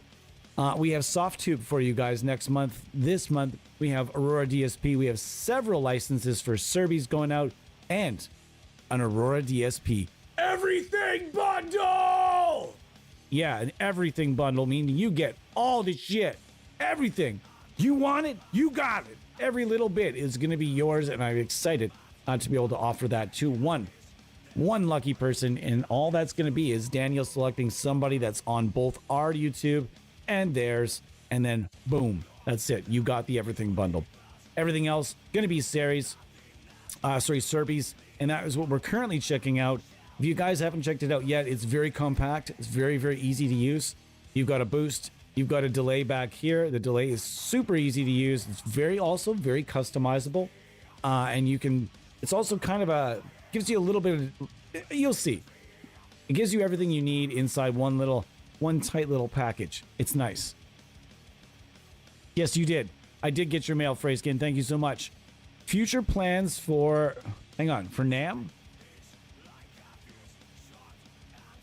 When you say future plans, hang on, let me look through. Future plans for NAM, you mean the neural ant modeler? Or do you mean NAM like the North American music meet? Or music whatever? Is that which NAM are we discussing? I did get the mail, thank you so much. It could be, it seems like Timo's a good fit. Dave is happy with Timo so far. Yeah, but you got to wonder when Yari and Dave start fighting over real estate. When does that happen? You know, especially with like, you know, them crowdfunding $9 gajillion for like a sauna and a studio to make just an album that at this point no one's really heard anything about. So that's, yeah, I mean, I kind of want to distance myself from that too. I mean, although I don't know if anyone's asking questions right now. Kind of strange though. Hopefully hopefully time 2 happens, or time 3 or whatever it is that they're making. I like Winter Sun. I'm not trying to give them shit, by the way, but I'm just saying, like, at what point do Yari and Dave start fighting over that real estate? You know, I don't know. And let's be honest, Winter Sun, it's not like he's in a tiny little touring act. He's in a pretty big fucking band. I mean, Winter Sun is a big giant band. They're well known, right?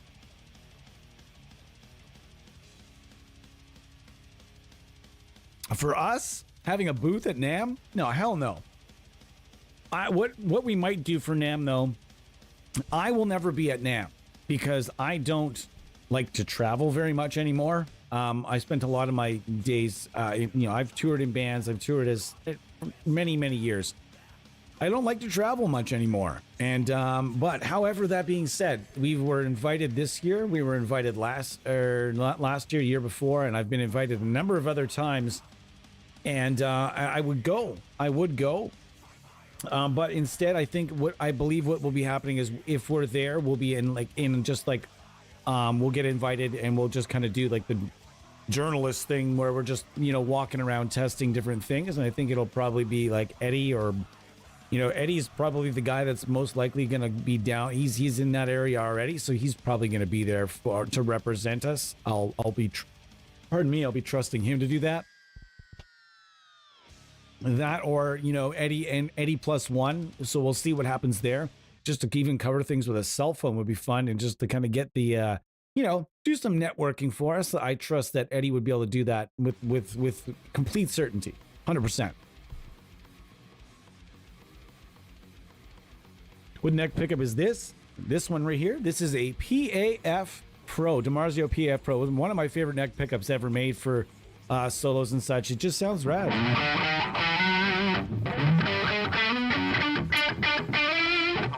And again, not a talented soloist over here. Let's get this back in the mix a little bit.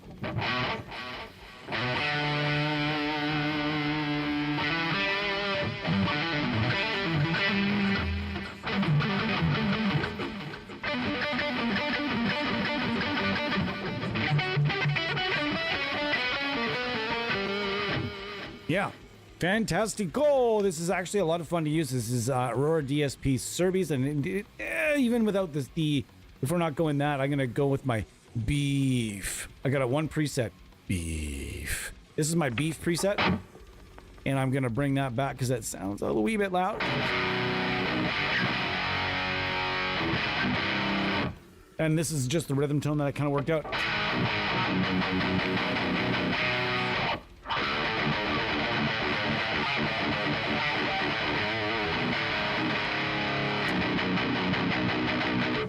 It's still a tiny bit loud, but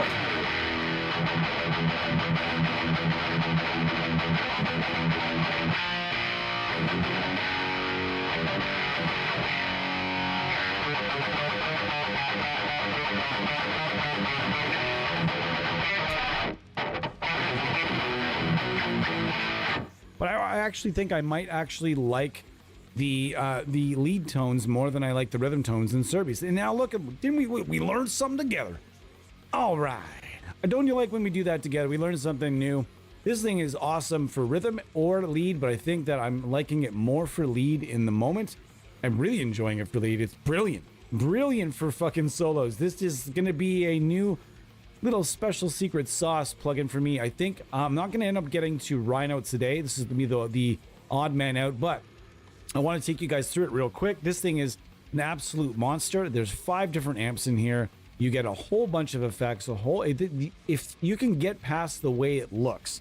Because for some folks, they like to look at the amp, they look at the things that like maybe look a little bit more familiar.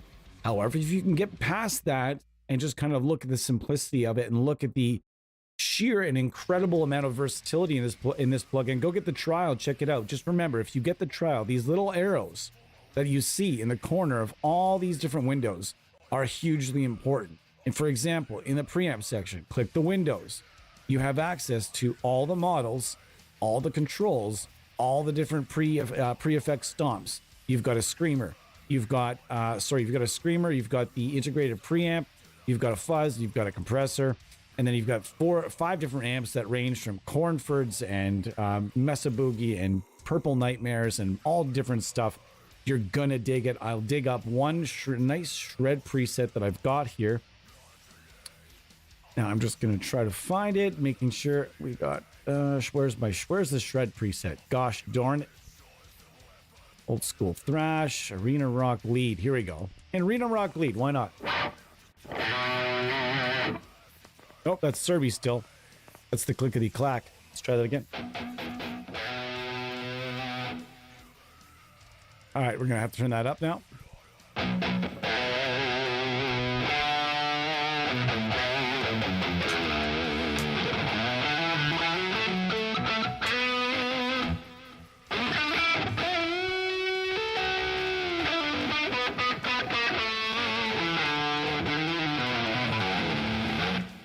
Yeah, there you go. So this thing is all tons and tons and tons of tones in this box, from cleans to absolute saturated destruction level, extreme metal picking. You can do whatever you need to do with this, including doom, sludge, all kinds of different shit that you can do with this. It's an all-in-one kind of tone suite, but you're gonna have to kind of look past the way it looks a little bit and kind of get a vibe for what's going on. There's kind of this fader thing going on, so you can fade between 4 different IRs. There's a bunch of different stuff going on here that you may have to kind of pay attention to, but they also build in an EQ and all kinds of different things that you can do with this. So make sure that if you're interested in this, and by the way, Bryce and Alex, if you're interested in this, I can anything for that matter from Aurora DSP. If you guys are interested in anything whatsoever, please get at me and I will connect you with their wonderful AR guy Lucas and their wonderful guy Daniel, and they can hook you guys up, no problem. Okay, so that goes out to the both of you guys, and really to any influencers out there that think that you'd have what it takes to get something cool going with Aurora DSP. I suggest reach out to them direct and send them some content, make some content with the freeware, let them know that you're there, let them know that you care and that you want to do stuff. In the lineup today, we went over stuff from Nambrini Audio. We still went over stuff from Softtube. We went over stuff from Aurora DSP, Neural DSP, all kinds of stuff going on today. And I had a great time with each and every one of you. Thank you guys so much for being here. It truthfully means so much. It means so much to us. It really does. To have each and every one of you guys here checking out what we're doing. And we hope you enjoyed it. We hope you guys will come back. Let's see what we got here. I'm going to... holy shit, you guys are moving fast. Namthrax was COVID. Little did we know. I remember when all of that went down. Super Spreader Deluxe.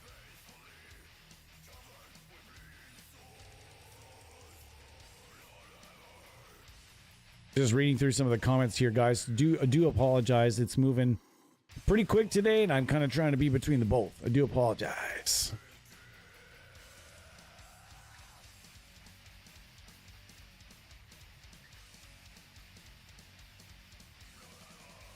Kick ass. I personally think that NAMM is great. I think it's awesome. I think that I think they're going to have to be, if they really want things to come back, I think they're going to have to take a few years of maybe taking their vendor prices down and all their different fees and stuff. They're probably going to have to take that and shave it back just a little bit because, let's be honest, it is what it is. If they wanted to come back, they're going to have to kind of like maybe bring the costs and prices on things down and then kind of bring them back up slowly. I think that's going to be it's tough. From what I understand, like NAMM is not easy to attend for a mere mortal kind of level company. I know one company, I'm not going to mention their name, one software developer that attended NAMM and did a booth and said, and I quote, I'm not going to say who I'm quoting, but and I quote, it was the worst decision we ever made as a company. Just because they said that they had to travel pretty far. They got nothing out of it. The fees were insane for a software developer. And at the time, they said that NAMM just really didn't understand or weren't really willing to embrace the AMP sim kind of thing. They were really they were saying, we're not making a lot of money. We're not selling these for $1,000 or $1,500 or $2,000. We're selling these things for like under $100. And they're like, no, still, it is what it is kind of thing. And then I've also heard a couple of a developer that went to NAMM and said it was the best thing they ever did because they made a lot of connections. And that's the thing.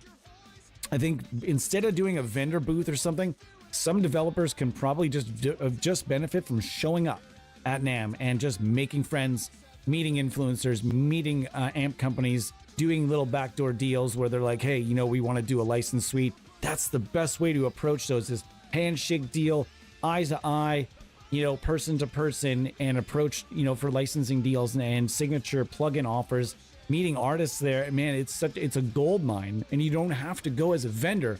You just bring your AR guy and your CEO from whatever company you're representing, and you go, and then you have a list of people that you want to kind of meet and you would like to match up with and meet up with. And then I've heard that kind of thing goes really well for a plugin company. That's just based on what things I've been told.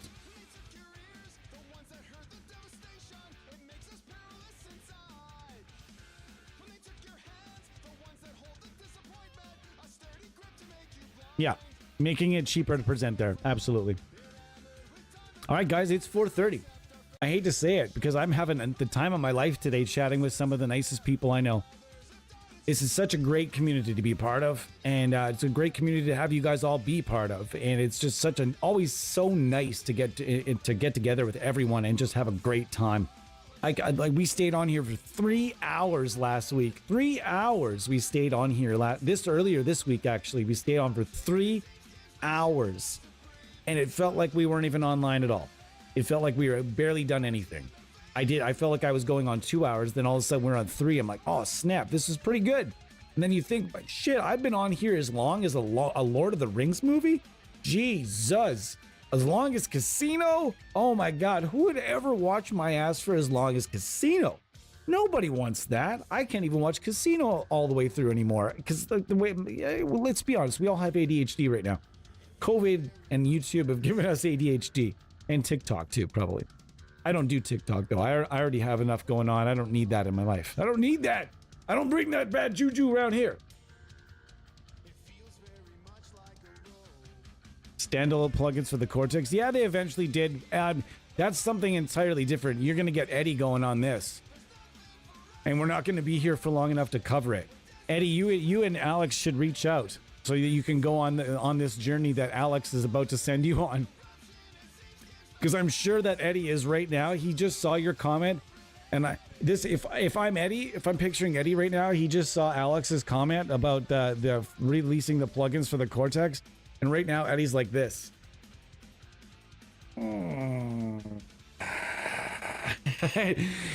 Here we go.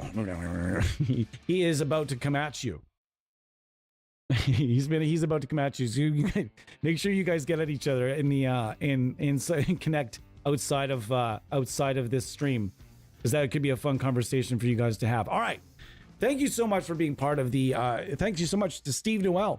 Steve Noel. Is it Noel or Noel? Let me know, because I know a guy spells it like that and says Noel. So whatever. Steve Noel. Appreciate you being every stream now. We've had at least 2 or 3 new people come in and be part of, kind of join us. And I could not be more excited right now for what we're doing here, because that's exactly what we want, is for things to grow slowly. And it's thanks so much for the charity work that Alex and Bryce did today and hanging out with us. Thank you so much. You guys can go and mark down 2 hours of early influencer or early YouTube channel help. YouTube volunteer work is what you guys did today. But if you guys need any plugins from, if you guys, there's something out there that I can help you guys connect with somebody on, let me know and I can get you guys hooked up. Especially if you guys want to check out, I don't know if you guys are hooked up with SoftTube yet, but I know that Stefan would probably love to hear from both of you guys. So we could probably do something like that. So let me know what you guys need, because it's been a pleasure having you guys here today. Thank you so much. I hope you guys will come back again. And please let me know if you guys want to come back again, or if you just want to wander in when you hear we're doing a stream, and we'll give you guys the old cheers salute. Oh, okay. So we do appreciate you guys. Thank you so much. I really do. It's even rad knowing 2 shredders at that level that are just so nice, just nice dudes to chat with. But thank you so much for entertaining us today.